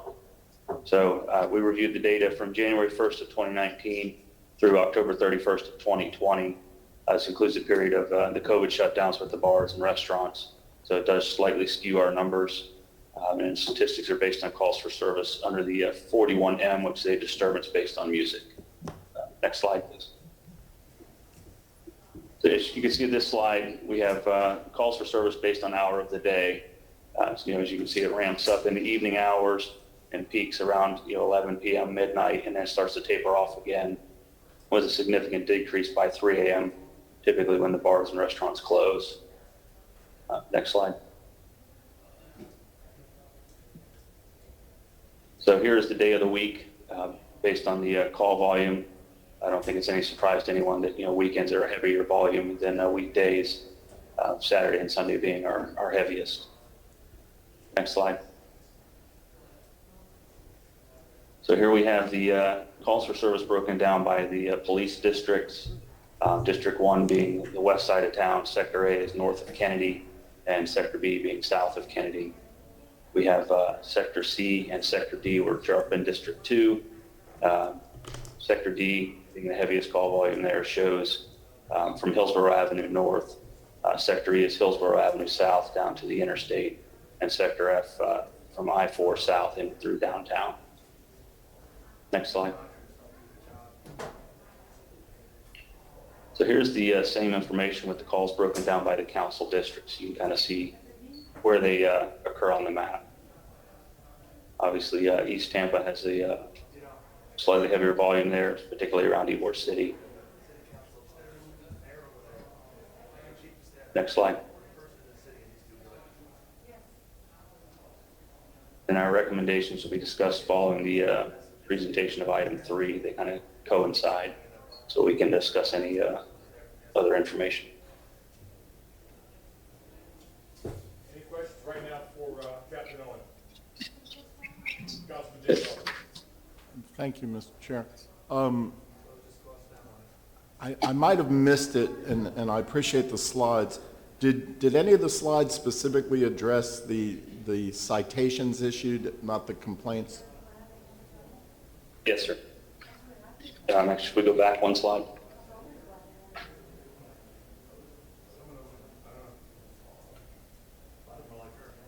So we have 2 different sets of data here. We had the Operation Silent Night, which was started 1 month ago. That had 69 stops conducted with 12 citations issued. And then in the actual calls, there were 12,448 calls. Citations within District 4, there were 4 citations. Within District 5 is 99. Within District 6 was 7, and within District 7 was 2. So it looks like we have right around 100 citations, and I don't know how long that time period is. Is that about a year? From January 1st of 2019 till October 31st of 2020. Okay. So it looks like we have like 100 citations. We have 10,000 calls for service. That seems on the low side. Is there any discussion or rationale for that? So the citations actually started to pick up after we moved to the electronic citations through the track system, similar to where we issue our normal uniform traffic citations. I think the mobility of it simplistic nature. It just makes it easier for issuing some citations. And are these citations that we're looking at here, does this relate to, you know, structures and venues or you know, music coming from homes and that sort of thing? Or does this relate to vehicles at all? It's all of it. Is there any breakout or no? No, sir. I did not distinguish the two. So we don't know, because you know, Mr. Daniels comes in front of us quite often and speaks to the vehicle issue, but we don't have any way of knowing which one's which. I mean, I guess no matter what, it doesn't look like we're really issuing much in the way of vehicles at all, because the total, I can't do the math right this second, but it's 100 divided by approximately 10,000. What's that? Less than, is that 0.1% or something like that? Yeah, so a lot of the citations that come in for the vehicles are not based on a complaint. A lot of those are witnessed by officers. They can't take a complaint from someone for a vehicle that's moving. They'd have to actually witness that. Right. So do we have those? Do we have those numbers that are not complaint for that? That are not complaint driven? I'm sorry. No, sir, I do not have a breakdown. Or a breakdown of what these citations are. Are they available? I mean, in the last presentation, which you were probably listening to Councilman Carlson, you know, we need to benchmark these things in order to know if we're doing better. So when Mr. Daniels comes back next year with the same complaints, at least if we have that benchmarked, then we can say, well, we've improved 50%, we've improved 100%. We're giving tickets out on the street. And I will mention from Savino Legal Department, there is a considerably high number of the 14-155 citations that I have seen in court as municipal prosecutor. We can get that data point for you. We can absolutely pull it. Right, what is before you is just a total of all the citations that were issued in the explained timeline. Okay. Well, I think it'd be great if you can forward that information to council, you know, after the workshop, and we'll see where it goes. Thank you. Councilman Citro, Councilman Goods, Councilman Carlson. I tend to agree with Councilman Dingfelder. That dot matrix back up again, I'd appreciate it. Oh, and Joe, I did want to compliment you before you move forward, and specifically Joe Citro. Joe often points out when we're having our rezonings, especially as related to wet zonings. You know, Joe asked the question, how late is the establishment open, and what's the status of the external music? And I mean, we can't be out in the police cars giving tickets. Well, maybe Goods can, but the rest of us can't. But what we can do is we can be vigilant when clubs come in and when restaurants come in, like Mr. Citro is, to make sure that we limit the hours of operation and limit the external music. So, Joe, I'm sorry to interrupt, but I just wanted to give you that shout. No, thank you very much, and I believe Ms. Abby Feely is going to have some very good information for us. As our city is growing, we're finding that more establishments are encroaching into residential areas, and I'm concerned about the residents who might have to hear loud music in the nights when they're trying to sleep. Again, Captain Owens, thank you very much. The dot matrix you had up there, I was noticing that a lot of those, as you had said, was Ybor City, but I'm also noticing a lot of them were in Howard Avenue, going up through Seminole Heights through Florida Avenue. But my question again is, there's a lot of dots around South Tampa where people would think that it's just mostly residential. Are these just people having parties and got a little too loud and maybe had a little too much to drink, and that's the reason why their neighbors may have called on them? That does happen quite frequently. We'll get people to have a birthday party or some kind of gathering, and they'll call in once it gets a little late. People don't realize it. All right, so again, I'm going back to the matrix you have in front of us, and I'm not going to say it for sure because I can only look at this map, but again, it seems that Howard Avenue, Ybor City, going up Florida Avenue, and parts of Dale Mabry seem like it's a little more intensive than other parts of the city. Can I safely say that? Yes, sir. They're more industrial or entertainment related. Okay, thank you very much, Captain. Thank you, Councilman Goods, Councilman Carlson. In your presentation, I saw recommendations. Are you going to have some recommendations forthcoming for this council? Yes, we would be discussing those, or they've been grouped together with item 3. So anything that we would be recommending is grouped together with that presentation.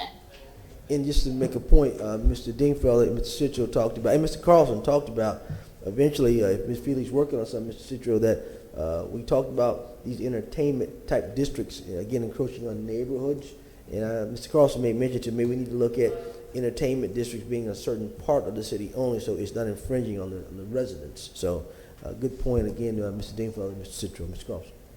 Councilman Carlson. Stop me if you're going to cover this in item number 3, but along the lines of what others have been asking, Mr. Daniels and others have complained regularly about sound from cars. Ybor City, I get calls almost every day.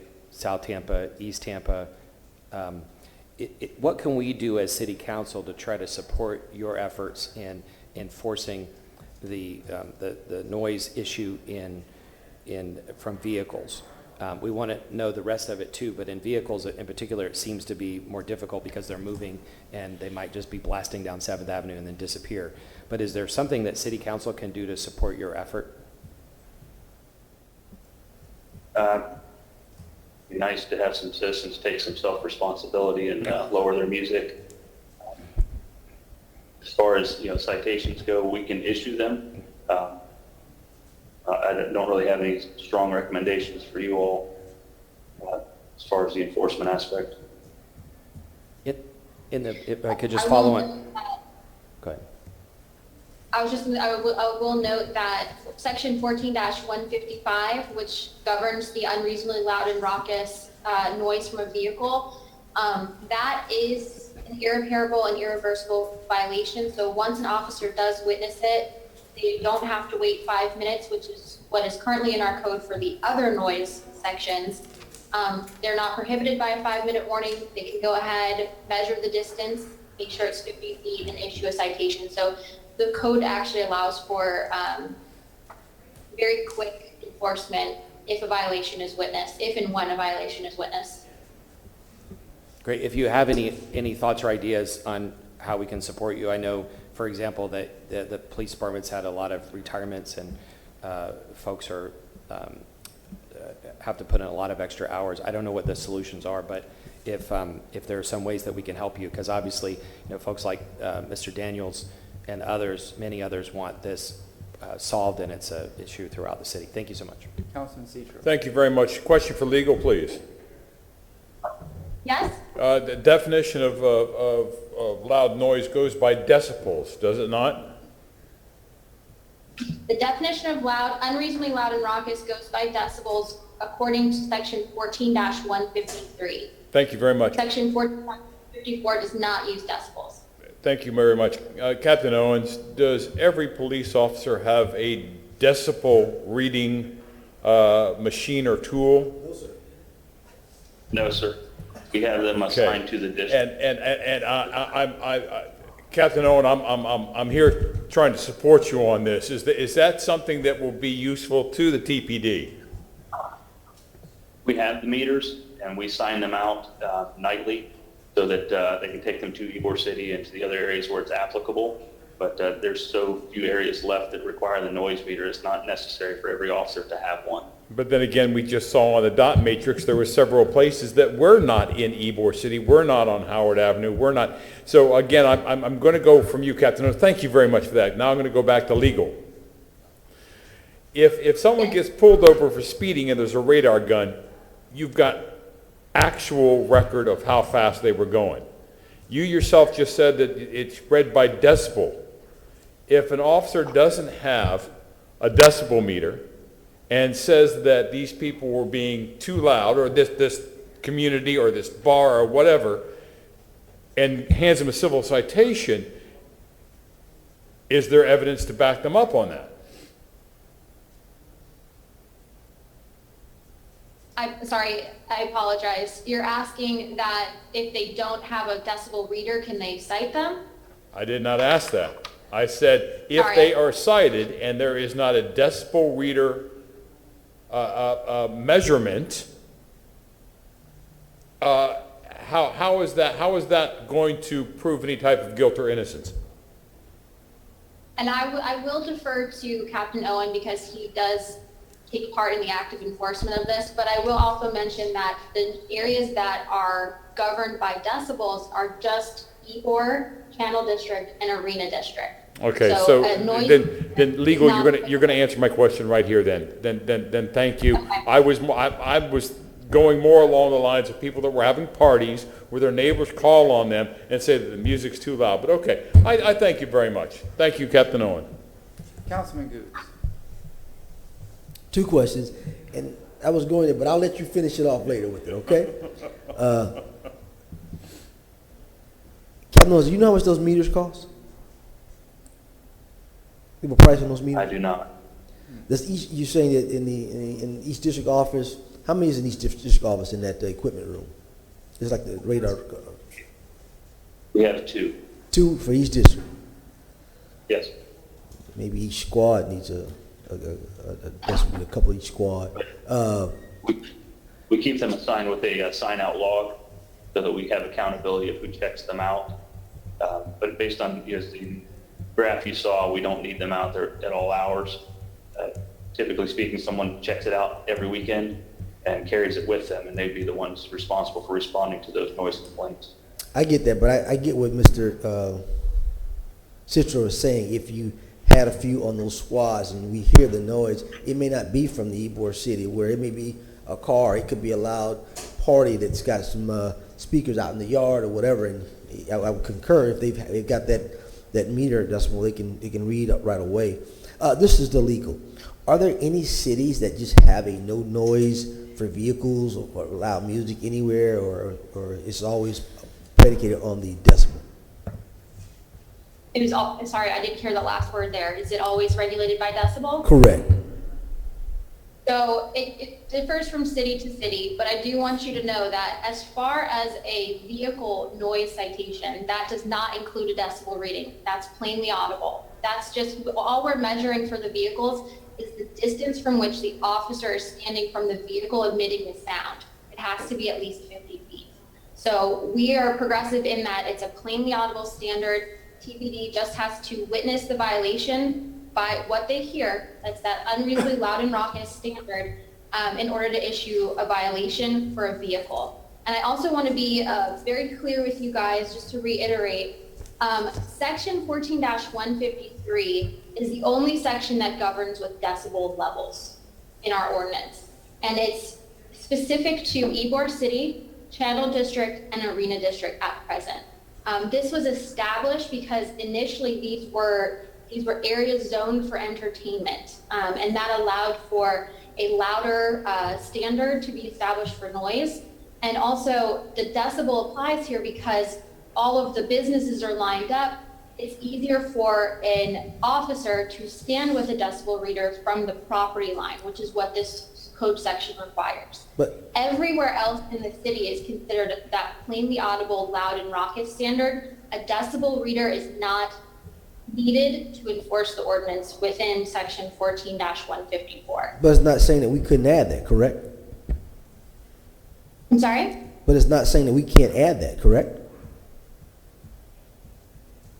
This council chooses to say we want decibel meters, you know, for officers, or decibel meters in reference to 50 feet. Officers see it and they have a decibel meter. I know what Mr. Citro was saying. It's saying this council can't say we can't put that in the orders, correct? Sure. Anything can be manipulated. Anything that exists in the code can be manipulated. I don't believe it was the recommendation right now that we would refer to that, we believe that decibels work well in section 14-153 enforcement, and we believe that plainly audible works well in section 14-154 enforcement. And we say that because, again, Mr. Carlson alluded to Mr. Clay Daniels, with vehicles. Mr. Citro alluded to, somebody takes it to court, challenge it. So we're just trying to make sure that the citizens, I won't say get what they want, but the council's hearing them for their needs and their concerns for the community. So that's why we're asking a lot of questions, to make sure that we're able to at least give them something.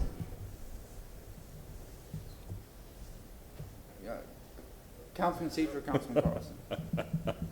Again, and I'm just looking for information here, so please, I'm not trying to be confrontational, but can you please read off those entertainment districts again for me? Decibels. So, and they're not necessarily noted in the code as entertainment districts. They're just designated areas. Regardless, give me the designated areas, please. Core City Historic District, Channel District, and the Arena District. Can we maybe in the future add places that I'm getting serious calls from? Howard Avenue, Florida Avenue, and I understand this is going to have to be a change. Thank you, Abby Feely. I see you're in there right now. But I'm also getting calls in those areas. Thank you, Mr. Chair. Councilman Carlson. Yeah, and I just wanted to ask a clarifying question real fast. When you talk about the sound of vehicles, so yesterday, just so everybody knows, my other office is in Ybor, so I'm in Ybor all the time for that. But yesterday, there were 2 or 3 different vehicles that drove down 7th Avenue. They were speeding, and they cranked up their muffler. You know, in the old days, we used to have inspections. This is dating me. But they would inspect the mufflers and everything. So nowadays, people, I guess, take them off, and the cars are really loud because they've set them up to be like that. So it's not amplified sound electronically, but it's amplified sound from a muffler. Do you all treat that sound the same, or are they different? It's actually different. There's a Florida statute for the exhaust. And so that they still could be fined for that? Yes, sir. It's still a citation. Based on the sound? Right, and that would be a traffic infraction, which would be it wouldn't be a city ordinance violation at that point. Correct. And by the way, I get getting lots of positive comments about Ybor the last few months that you all are regularly addressing issues that people wanted. As Ybor changes from a bar district to a community again, the folks there are very appreciative of your help. Thank you. Councilman Gooch brought up a question. If we could, I believe you asked something like, can we just put an ordinance in place or a law that you just ban sound completely? I think in New York City and Manhattan, I think honking is not allowed. Is that if I remember, there's like no honking, and there's don't block the box, don't block the intersection. So there's a couple of things in regards to traffic. Am I right? I haven't been in New York in 15 years, but I remember seeing signs that you see old movies based in New York, and it's all this honking and traffic. And if they can ban that, why can't we take certain steps for other things here? What are we going to do when somebody's looking at their cell phone and the light is green? Well, I'm not talking about banning honking. I'm talking about, yeah. Not just a light green. The sad thing is people are driving down the interstate going 80 miles an hour, and they have both hands on their phone texting, looking down it. It's unbelievable. That's a topic for another day. All right. Anybody else? If not, do we have a separate presentation for item number 3? All right, we'll roll into 3. We'll bring up the presentation. Thank you both very much. Thank you, Mr. Chair. Good morning, City Council. Abby Feely, Director of Development and Growth Management. Simone, don't run away. Abby?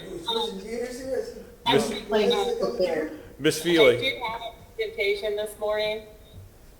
And I think what you all have encompassed in the last 20 minutes just through your discussions is what we face as we look at these regulations and we look at opportunities to change them and also to achieve what it is that we want as a city. So as you could hear this morning, noise, it's big, and there's all these standards and there's all these different parameters that go with it. And we'd like to talk to you about several of those this morning. and then the recommendations that we are making today. If I can have the presentation, please. And with me this morning, Susan Johnson-Velez, Senior Assistant City Attorney, and Simone Savino, who you just heard from, Assistant City Attorney. We've been working on this together, also in collaboration with Mike Schmidt, who brought many of the noise ordinance changes to you just a few years ago. Next slide, please.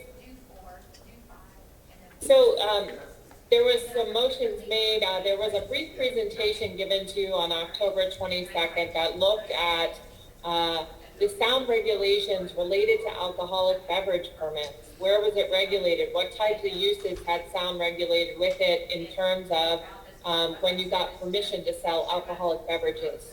So at that hearing or at that workshop, there was a motion to come back to you for further discussion. We were then continued a couple times, which actually gave us an opportunity to formulate things a little bit further for you, and that's where we are today. The thing we were facing was, if you had an alcoholic beverage permit, you had outdoor amplified sound till a certain time. If you didn't have an alcoholic beverage permit, you got outdoor amplified sound all the time. So our objective, next slide please, in looking at this issue and bringing it back to you today was really to come back to you to provide the City of Tampa's citizens, commercial establishments, and enforcement with a predictable and understandable approach to noise enforcement. Next slide, please. As you just heard from Simone, there are these two standards that there are two areas of the city's code of ordinances that address sound and noise.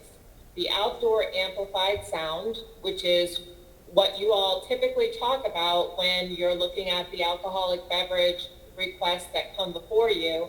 And the only place right now that outdoor amplified sound is discussed in our code is in the special use criteria, but it is not defined.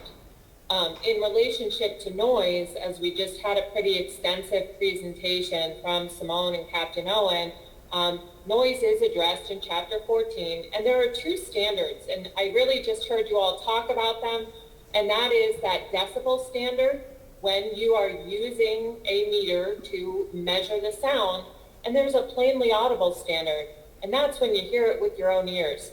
So that is, and in relationship to Councilman Good's comments about the loud cars, when you hear a car, right now under our current code, as long as you're hearing it 50 feet away, there is an opportunity for a citation. You don't have to get out the decibel reader and measure and see, and as the car pulls away, so you actually, if it is being heard by the officer and the officer is 50 feet from the car, a citation can be issued under today's code.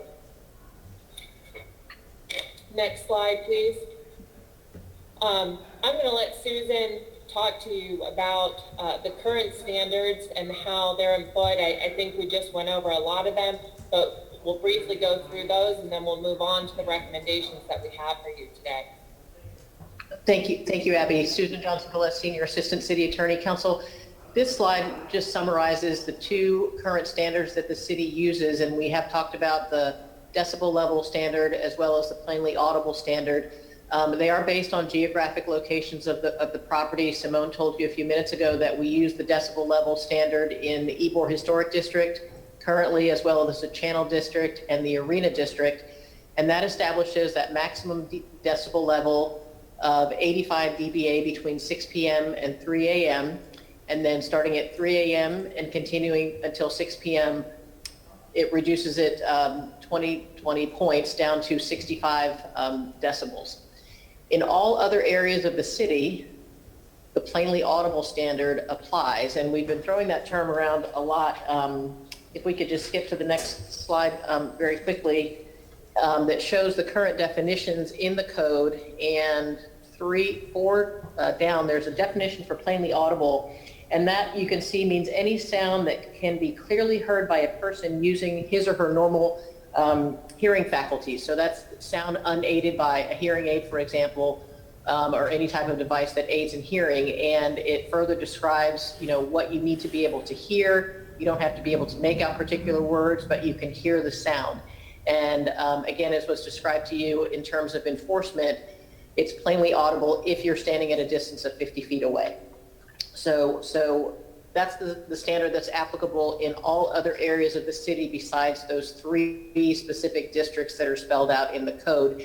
And the way those are defined, Councilman Citro, to address, and so you can be thinking in terms of if you're wanting to consider adding those, is those 3 different districts are very specifically defined. The boundaries of them are very specifically defined in the code.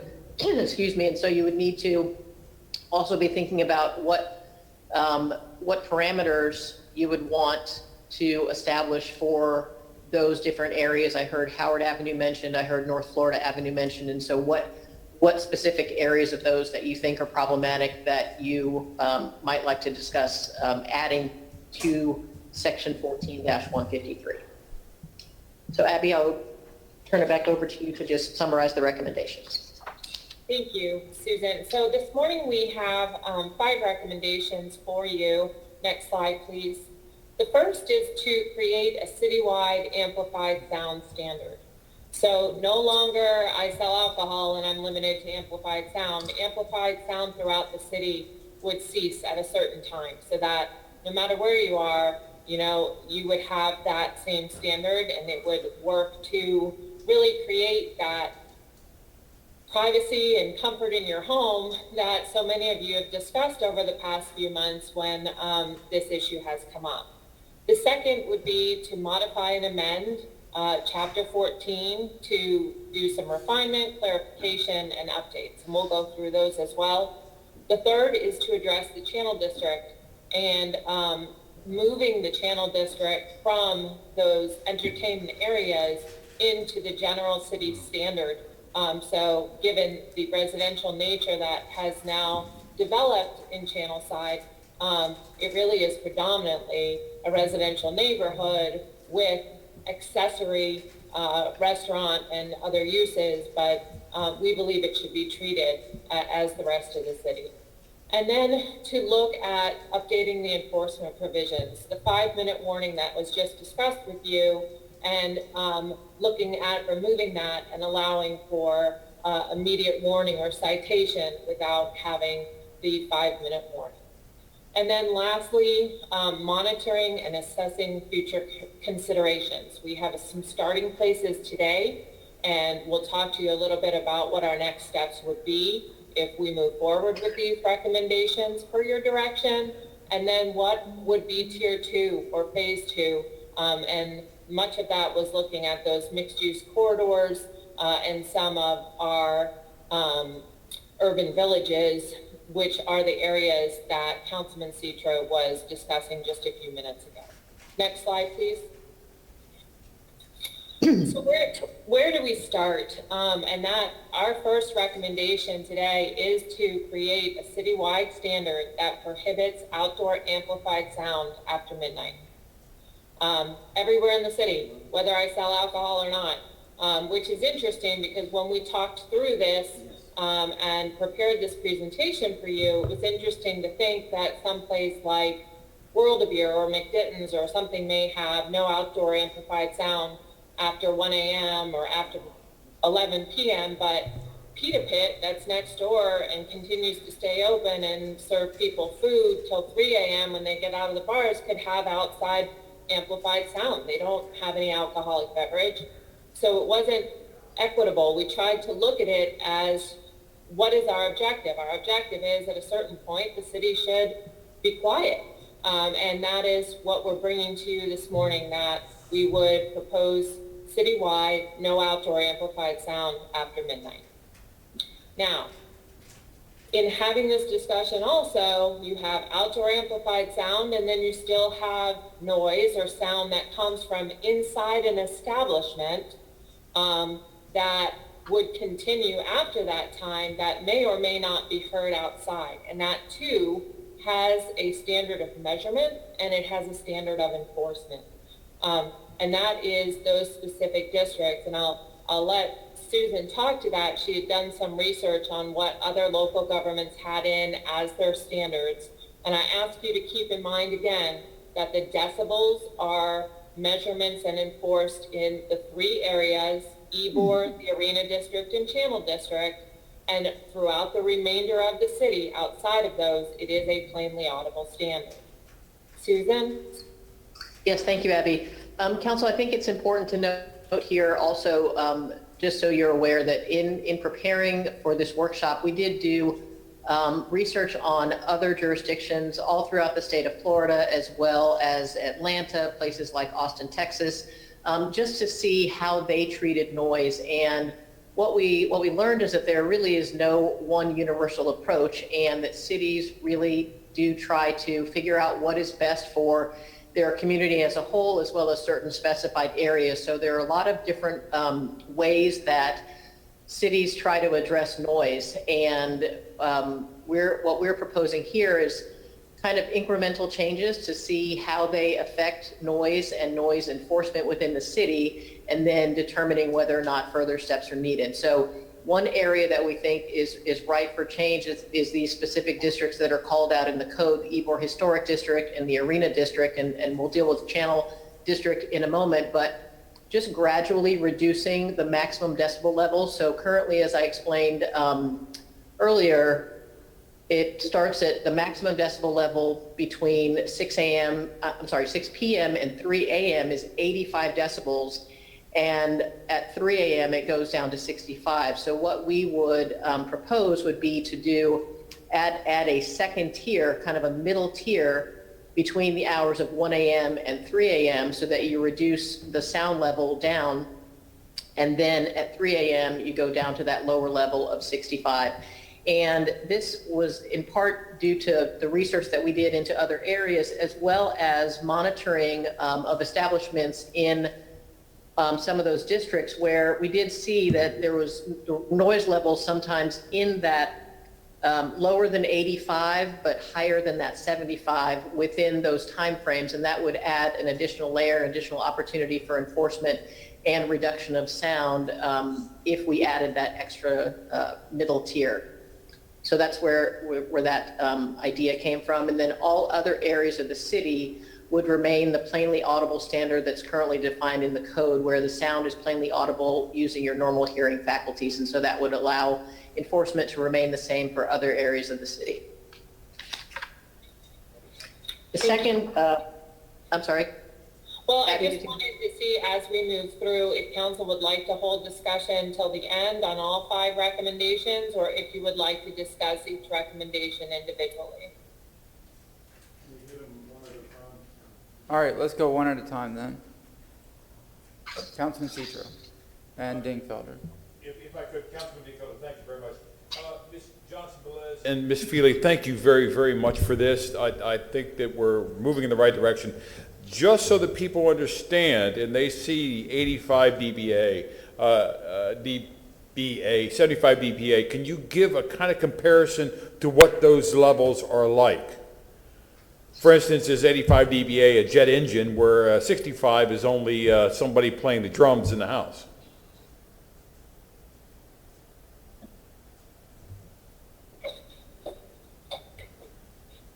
Council, this is Susan Johnson-Velez. Those 85 dBA versus 65 dBA were levels that were established about 20 years ago when the city had a sound expert come in and determine what would be the appropriate minimum and maximum decibel levels for the city.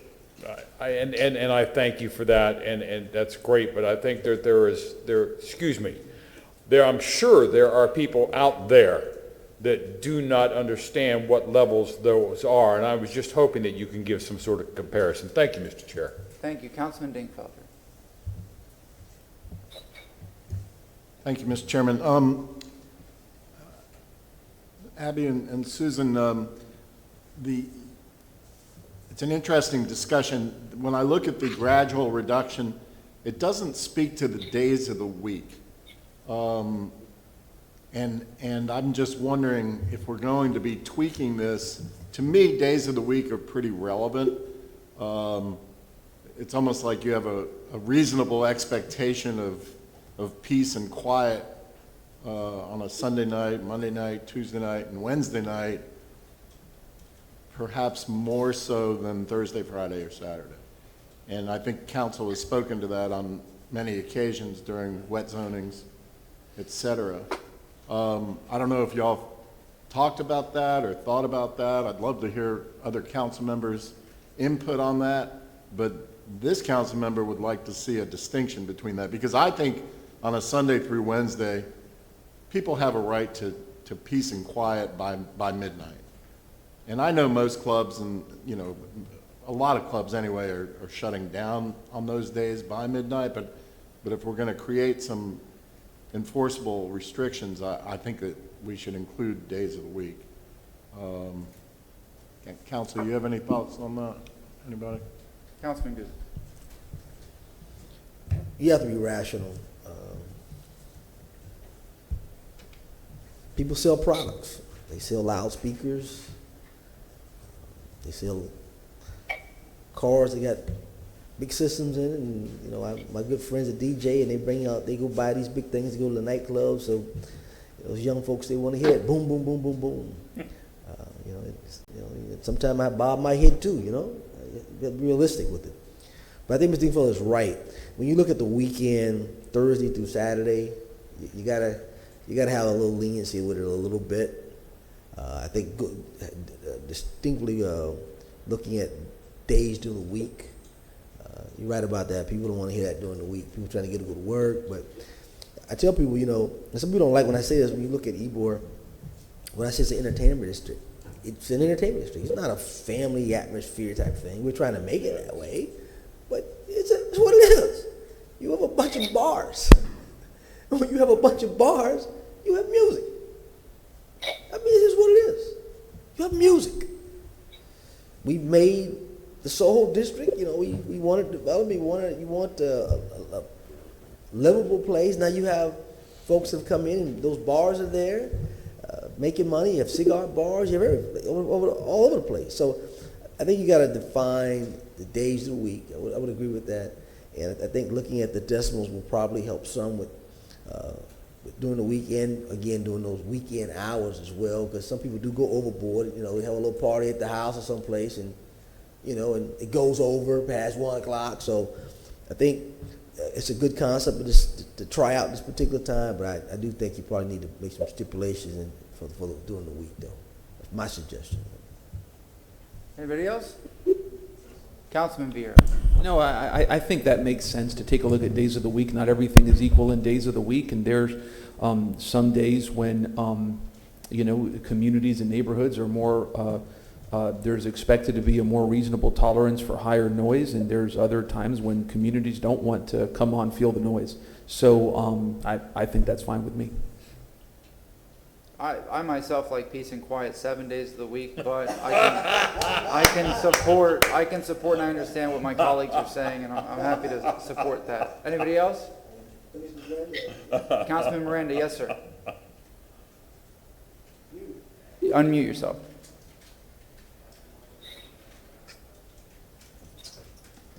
Let me say this. I just heard a comment from a few council members, colleagues, and I have to agree with you. I believe that what's disturbing on a Monday is the same disturbance that's on a Saturday or Sunday. I'm not here to say that I don't believe in other ways of doing things, but if noise is that bad and noise bothers you on a Saturday, it should bother you on a Monday also. If that loud noise comes out and you're sleeping, no matter what day of the week it is, your mind and your body needs to rest. And if that's, you know, that's the case, then it should be uniform throughout the week.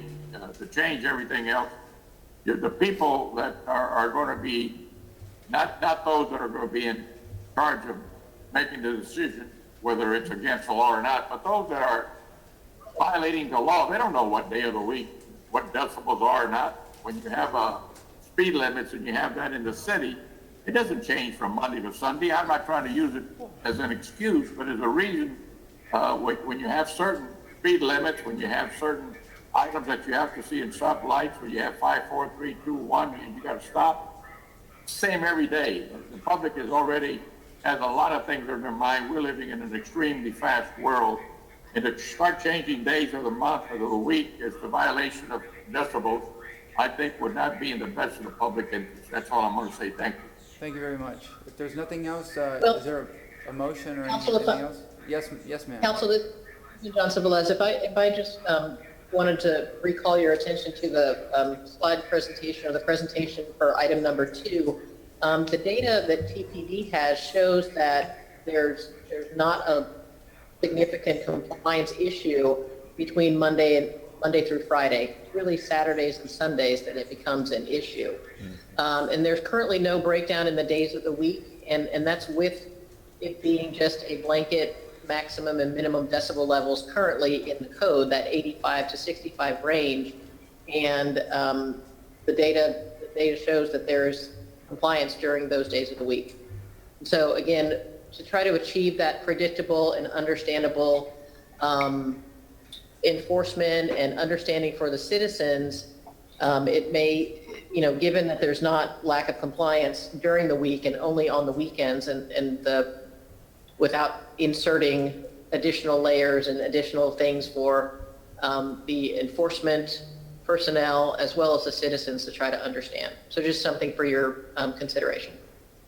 Thank you very much. Yeah, I just want to echo on what Susan's saying. I mean, right now we don't have a unified standard for the outdoor amplified sound. We did start with the suggestion of midnight.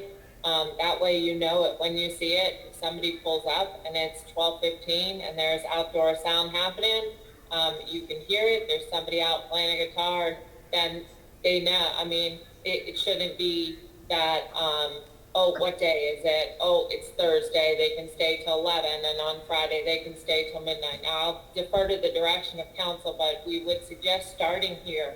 One of our recommendations is, once we put this into effect, to be monitoring and to come back to you on a biannual basis to let you know what's going on, how are we doing, what are the citations, and are we seeing improvement? And if we are, or we aren't, we can make an adjustment. Very good. Councilman Dingfelder, yes, sir. Thank you. Abby and Susan, generally I favor what your recommendation is. As far as the recommendation number 1, citywide standard, I think it's a good direction. My question probably, well, to both of you, but specifically Susan, as related to legal, is what if a bar or restaurant has already been granted certain status as related, on their wet zoning? Let's say, we put on their order that they could have music outdoors until 1 a.m. and that's already part of their wet zoning, and then we adopt a citywide standard that says no outdoor music after midnight. What's the legal effect of that as related to that bar that already got a longer or a later standard for their outdoor amplified music? Right. And Councilman Dingfelder, Susan Johnson Velez, this typically what we find with the site plans for your AB permits, council typically prohibits outdoor amplified sound altogether rather than setting specific parameters in terms of timeframes. You typically prohibit it altogether. Well, I think that might be. Our desire is to get some direction today to be able to hold a public information session in June, and then to come back to you with this in a format, with code. So we could definitely look at those ABs in the interim and see how many have something beyond midnight. I do agree with Susan. It's typically that it's prohibited. So it would be the reverse situation. And I believe that this would allow them then to have it till midnight, even though on their AB it said it was prohibited. Okay, that's fine. That's fair. Just as long as we look at that issue and make sure that we know what the legal ramification is if the AB permit differs from what the overall standard is. Thank you, Mr. Chairman. Councilman Carlson.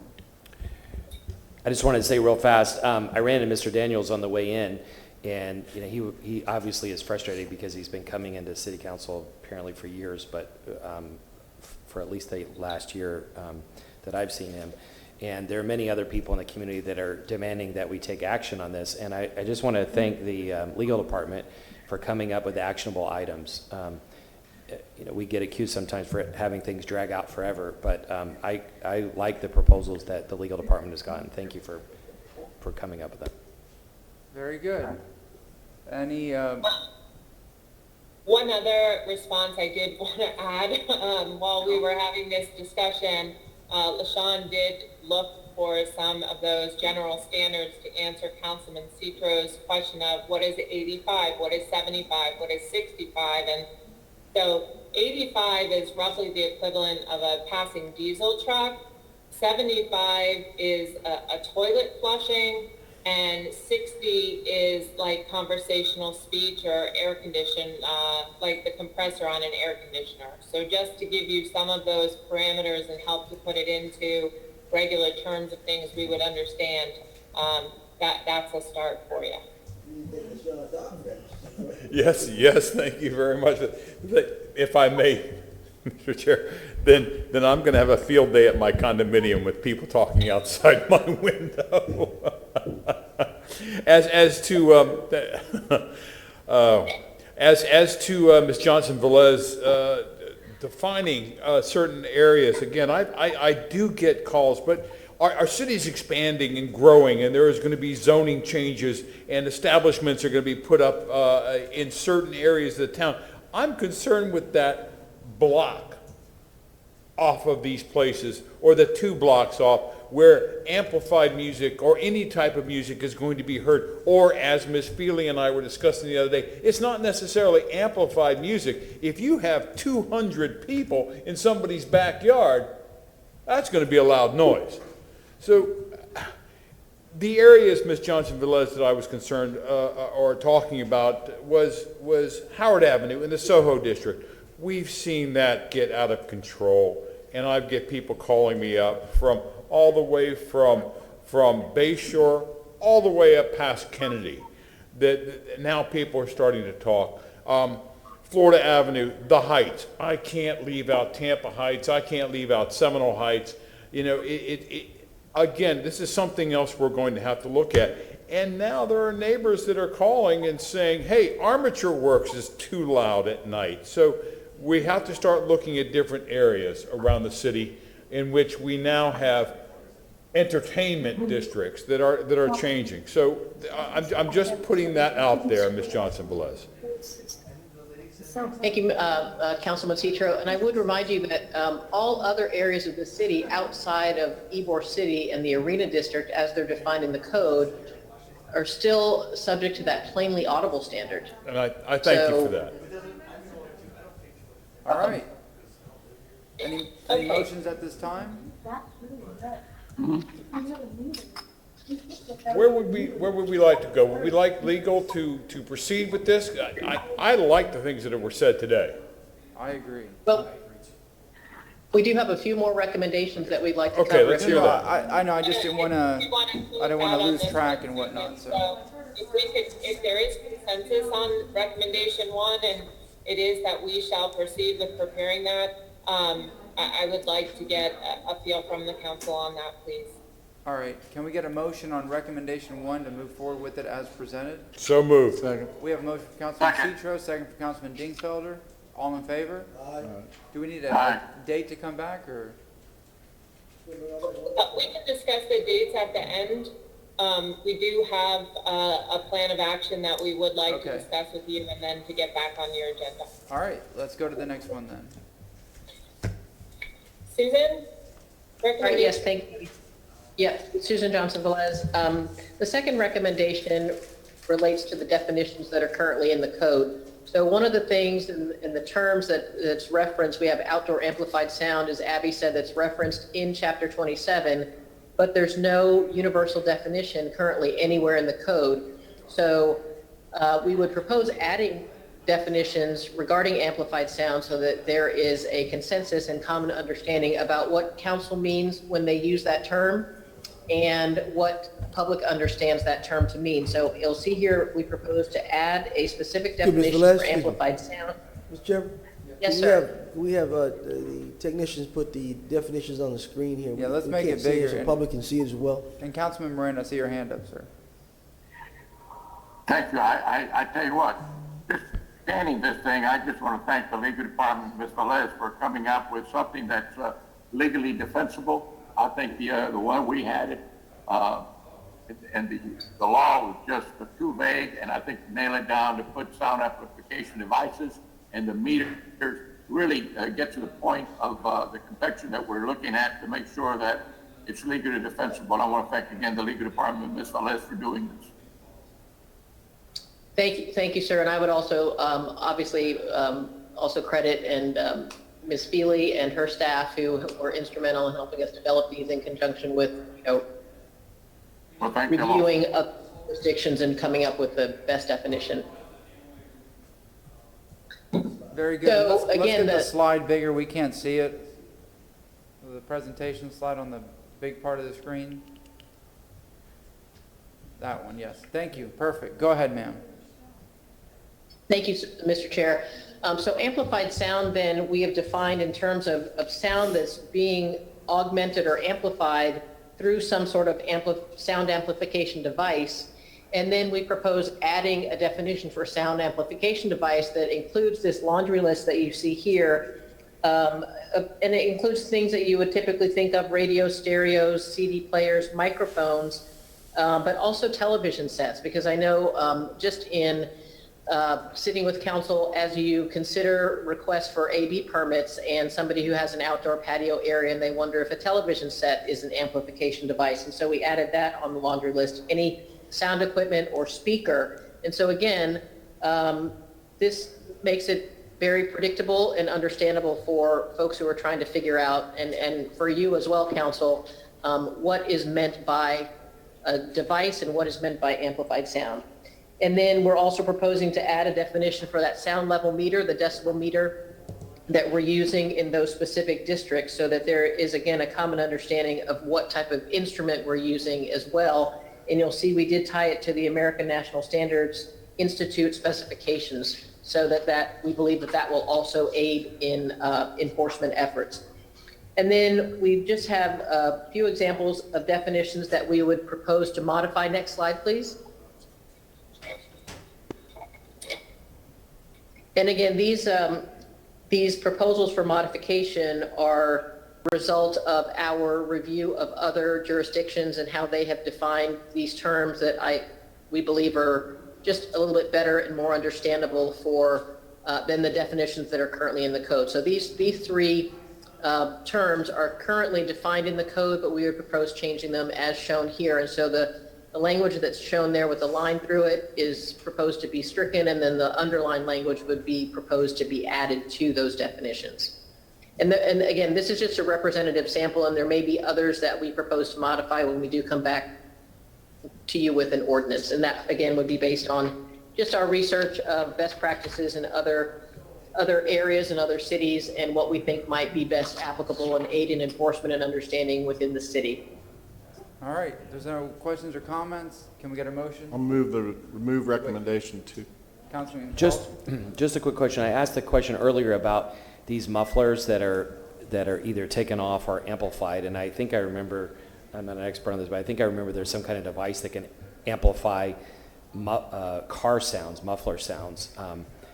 Considering that there is a separate state law that was referenced earlier about mufflers, is it necessary to specifically address any kind of amplification device that would be used on cars that wouldn't be connected to the radio?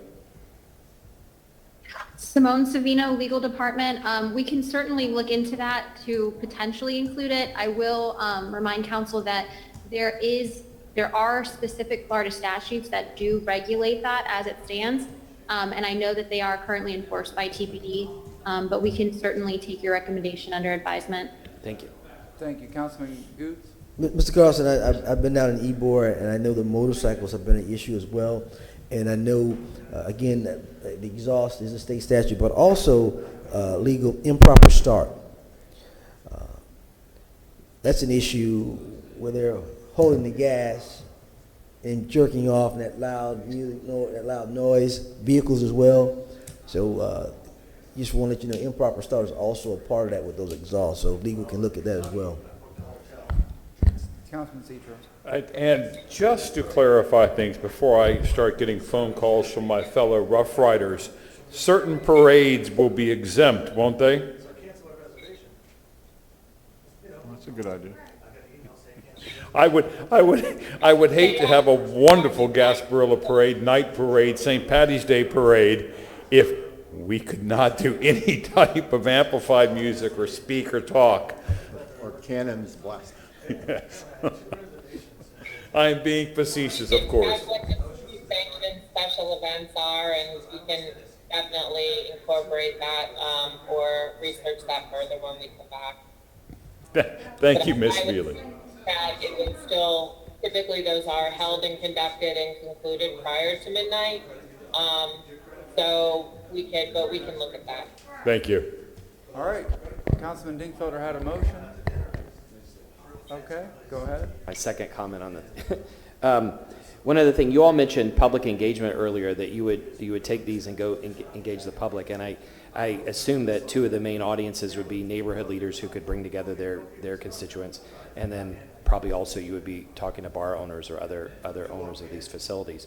A third audience is people that would go to these establishments, and having seen other cities and countries go strengthen policies like this, we could easily get criticized for not being open to allowing young and creative people to have fun. And I would recommend that we figure out some way to talk to that group and address them. And some easy ways to do that would be going to emerging leaders at Tampa Chamber, and maybe also young Democrats, young Republicans, and there may be others. But just so some of the thought leaders in the community who are in their 20s would know that this is not going to limit their ability to enjoy themselves. It's just going to protect the people living around and the people traveling through from the sound. Thank you. Thank you very much. Councilman Dingfelder had a motion. Do we have a second? Second. And that's to adopt these recommendations or move forward with them. The second is from Councilman Goods. All in favor? Aye. Any opposed? Thank you very much. We'll go to recommendation number 3. Thank you, Council. Recommendation number 3, and we've mentioned this now a couple different times, and I think Simone did a wonderful job explaining to you the section 14-153 and 154, and how the 153 are those entertainment areas, Ybor, Channel District, and Arena District. The recommendation is to take out Channel District from that 153 and not specifically call them out any longer, but they would then be assumed into that 154, which would be a plainly audible standard. That means that they would have up till midnight the outdoor amplified sound, and then any plainly audible would then be the enforcement mechanism for that area. We look at this really, as I mentioned earlier, the transformation of Channel Side and the proportion of residential to non-residential. It really has emerged as a mixed-use residential area that no longer kind of falls into that 153 realm anymore. So we would recommend that we go ahead and move that out of those entertainment areas.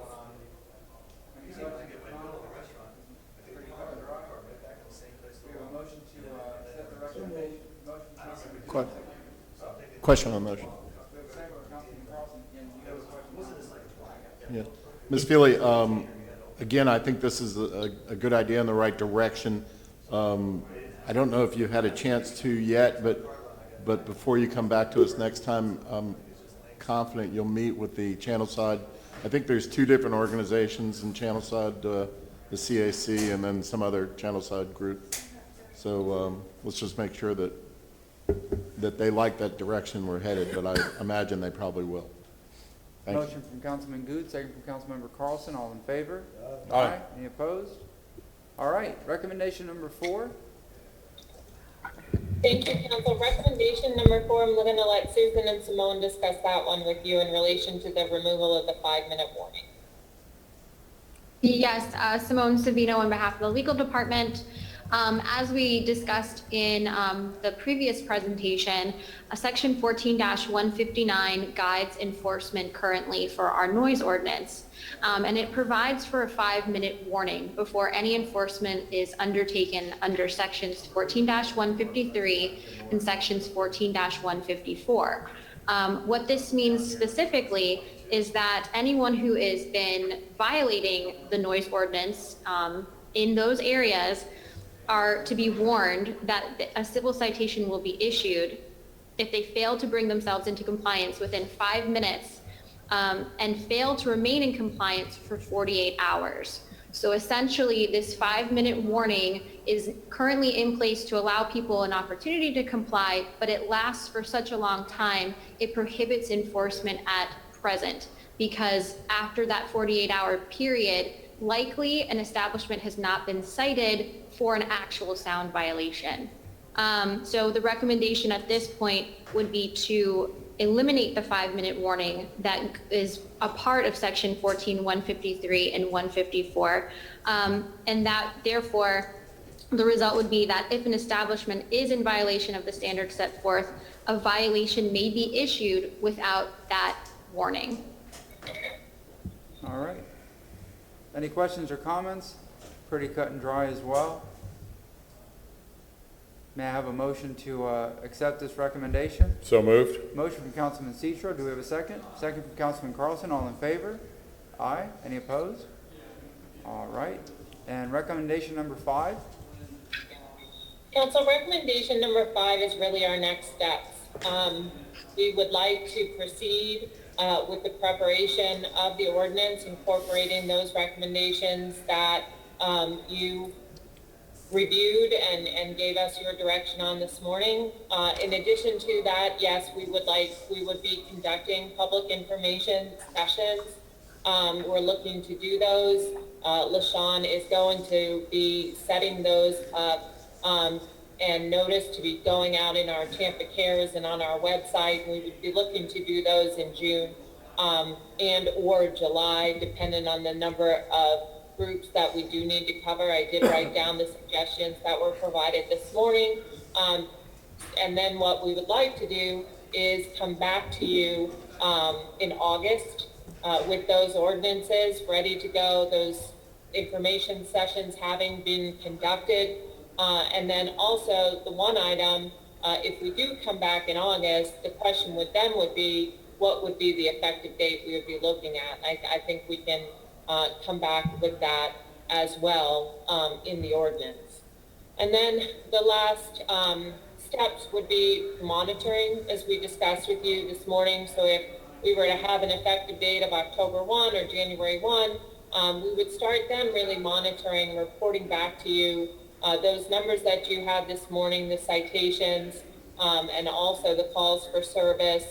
We'd be coming back to you to really look at the progress that these new regulations would be having, or if they're not making any impact at all. I mean, I think it's fair that we always look at both sides of the equation.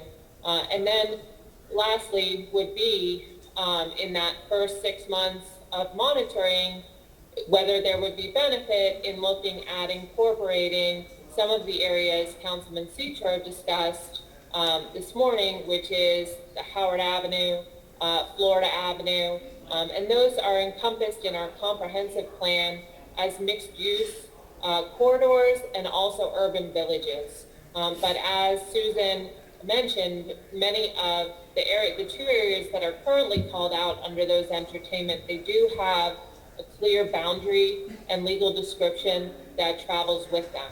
And I think one of our main objectives today was to start with a standard that is understandable and predictable. You know it when you see it. You pull up and you hear it, then you're very familiar and that citation is available. So that second level would be to then look at those other areas once we start with implementing the recommendations that were put before you this morning. Councilman Dingfelder, I believe you had your hand up, sir. Yes, I like the direction we're going. Appreciate it, Abby and Susan. The question had come up, and I think it was related to one part of this motion, was that currently when somebody comes in for an AB permit, if we want to impose hours of operation or limitation on amplified sound, et cetera, we have to make a separate motion. So the burden is sort of on council to have that heads up.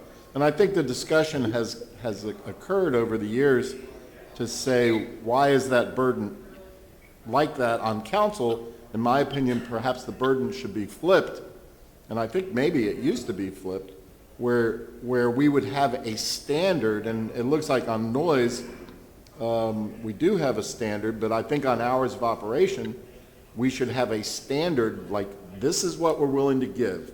Hours of operation for a restaurant, you know, weekdays, 11 o'clock, weekends, you know, 12 or 1 or something like that, as a standard. And then if the applicant wants to diverge from that standard, then they would have to include that as a waiver, you know, and request that as a waiver.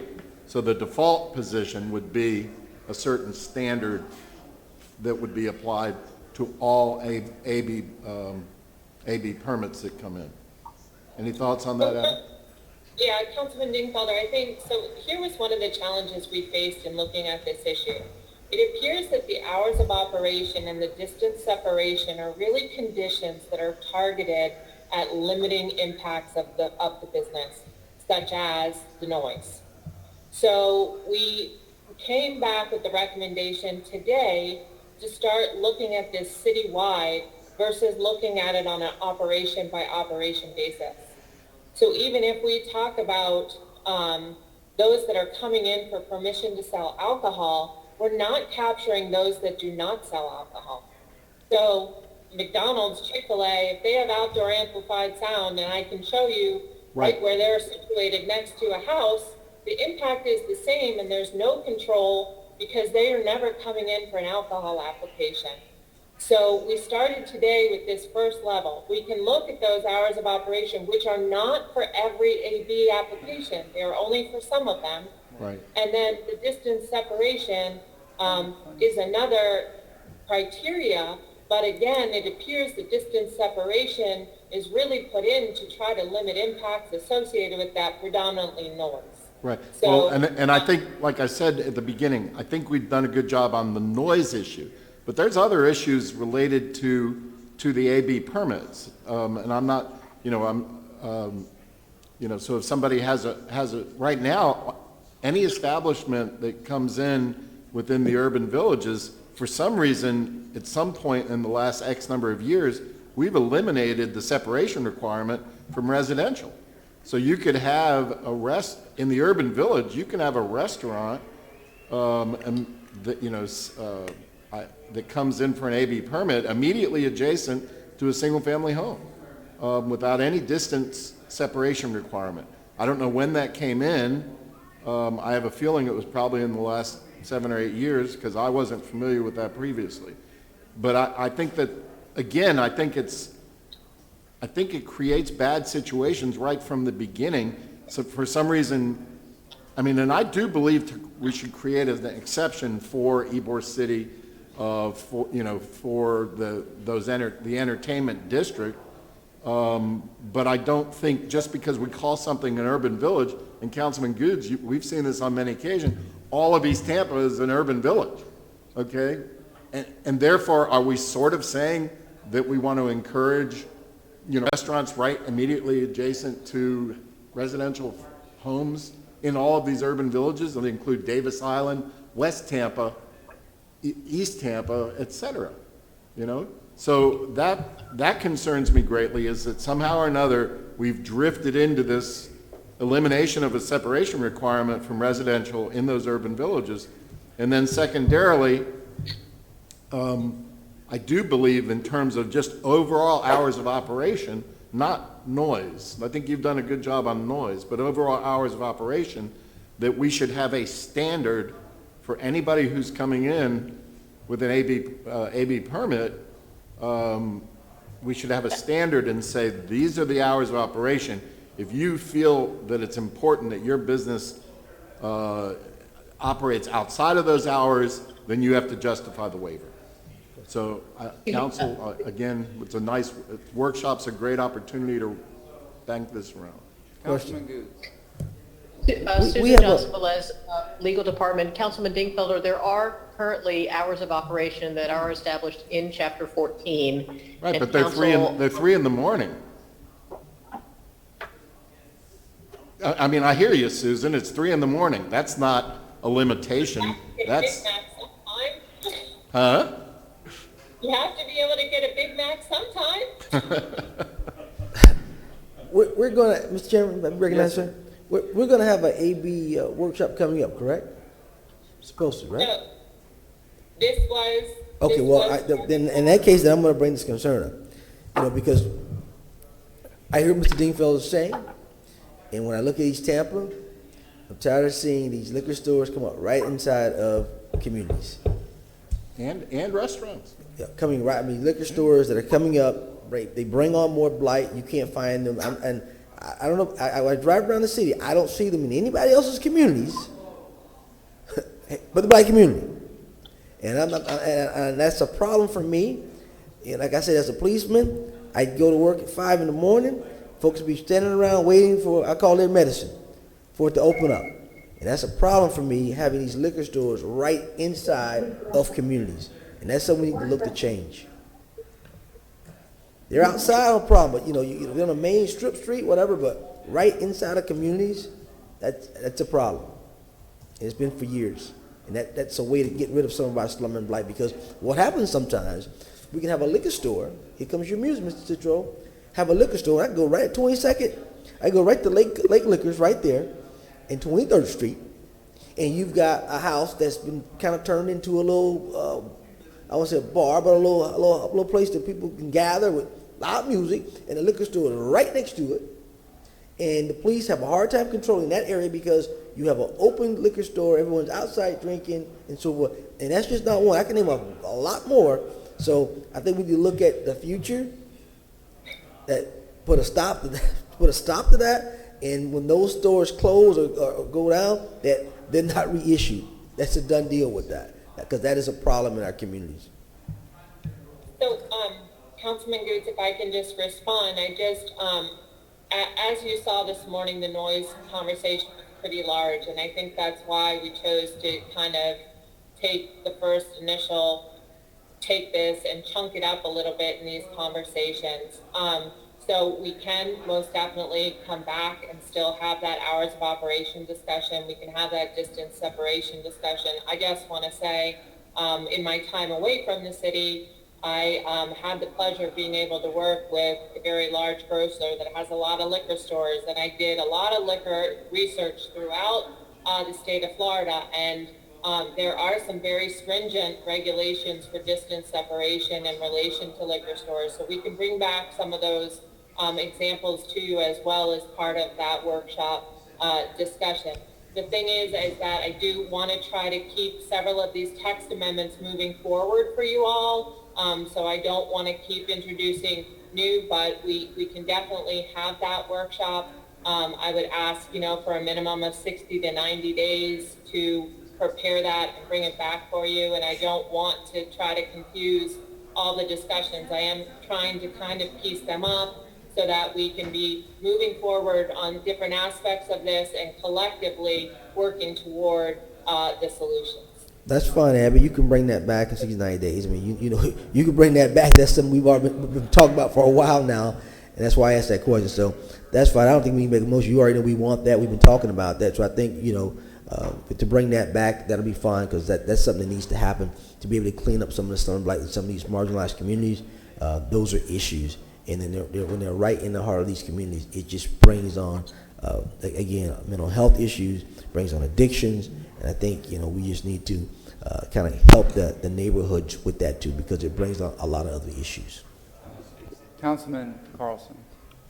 Yeah, and maybe a discussion for another day, but another thing is, in addition to the separation requirements, it seems like we need something like a rule that specifically prohibits the concentration of bar districts, or the creation of bar districts.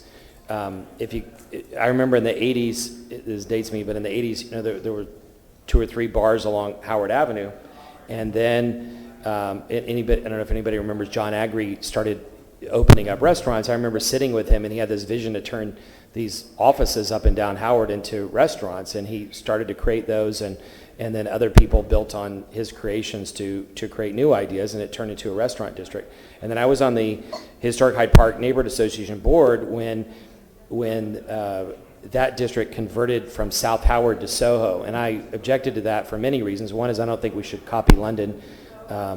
We shouldn't copy other cities. We should create our own. But the other thing is that it converted it to a bar district instead of a restaurant district or a district with amenities. And we've had, before I became council member, I heard thousands of complaints about that area. There are 2 issues. One, the concentration of bars that were allowed, and number 2, restaurants that then become bars. And I know you all have addressed those issues in the past, but I wish we could try to figure out how to limit those. If a restaurant is operating, how then does it become a bar with loud noise lasting until 3 o'clock in the morning? That's not the intention of the people that move near there. If you know that there is a loud bar district, then if you move next to it, then that's your fault. But there were 2 or 3 bars along that district, and there were restaurants, and then the restaurants became a bar district, and that's not what the neighbors invested in. It's not fair to them to allow that to happen. Thank you. And Mr., if I may, Yes, sir, go ahead. Pardon me, Councilman Dingfelder, I have to get my second COVID shot, so I want to make sure I get there early in line, so just please pardon me. Thank you. We're all for that, Councilman Vieira.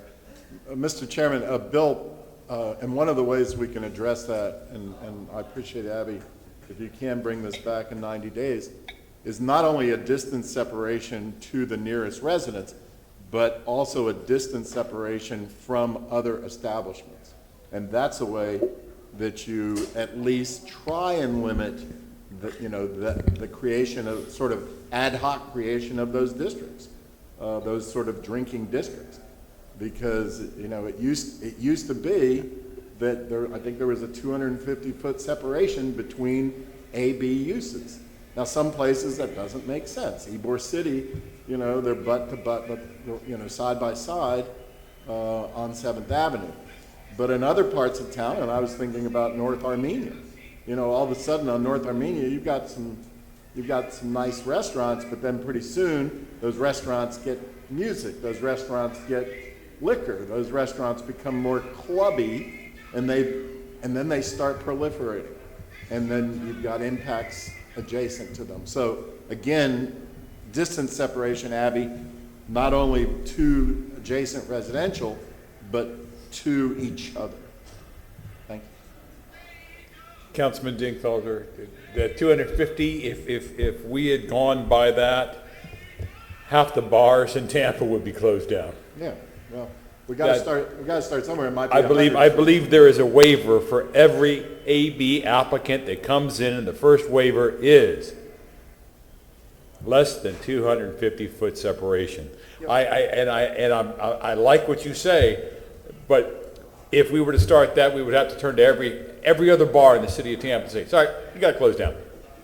You can't do it after the fact, obviously. And I understand that, but again, AB sales, whenever we hear them, it's case by case by case by case. If we do a broad brush, again, we're looking at closing half the bars. Thank you, Mr. Chair. All right. Thank you, Mr. Dingfelder. So, Ms. Feely, what do you need at this time? Do you need a motion for us to come back, or when to come back? You said July? We're going to have the public workshops in June and July.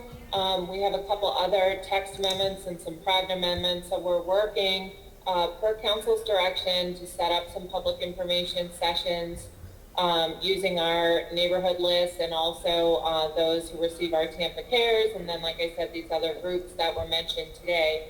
So we'd like to come back in August, maybe your second meeting in August. Unless you feel it needs to be workshopped again, we would come back for first reading. We would give you a report on the information sessions we held, and then if there were any recommendations or alterations to what we had previously presented to you today, we would discuss those with you at that time and prepare to move forward with implementing the recommendations we discussed today. And that's also what I've added, Ms. Feely, in reference to the bar, listen to the liquor stores inside of the residential. That I would ask that you go ahead and set a separate workshop. If July would be an okay workshop, that would be good. Just keeping in mind that we're running all these other items as well. So I like to come back to you with thorough and, predictable information so that you can make informed decisions. We don't have a workshop in July. That's fine. Yeah. We have a workshop, September, I believe, Mr. Chairman. September, yeah. And that's for the, is that for the distance separation, or how do you want to word the motion? Maybe Ms. Feely can help. Is it regard to the urban villages? Is it regard to distance separation? What is it? Discussion on the hours of operation and the distance separation for alcoholic beverage permits. Within the residential? Sure, adjacent to residential or within, that's fine. We can look at it both ways for you. All right. Okay, yeah. You want a motion for September 23rd workshop? That'd be fine. We'll put that at Second. 9:30. We have a motion from Councilman Guth, second from Councilman Citro. All in favor? Aye. All right. And All I'd right. like to keep it as broad as possible. Yeah. Anything else, Ms. Feely? Sonia, you may need to write that up to get it to Danielle so she'll know. Question with regard to the other, I'm sorry, the question with regard to the previous of the recommendations. You want the next steps to come back, did you say, in August? Yeah, let's second meeting in August, which would be August 26th. Would be a staff report. Yes, sir. Do we have a motion? So moved. We have a motion from Councilman Citro. Do we have a second? Second from Councilman Carlson. All in favor? Aye.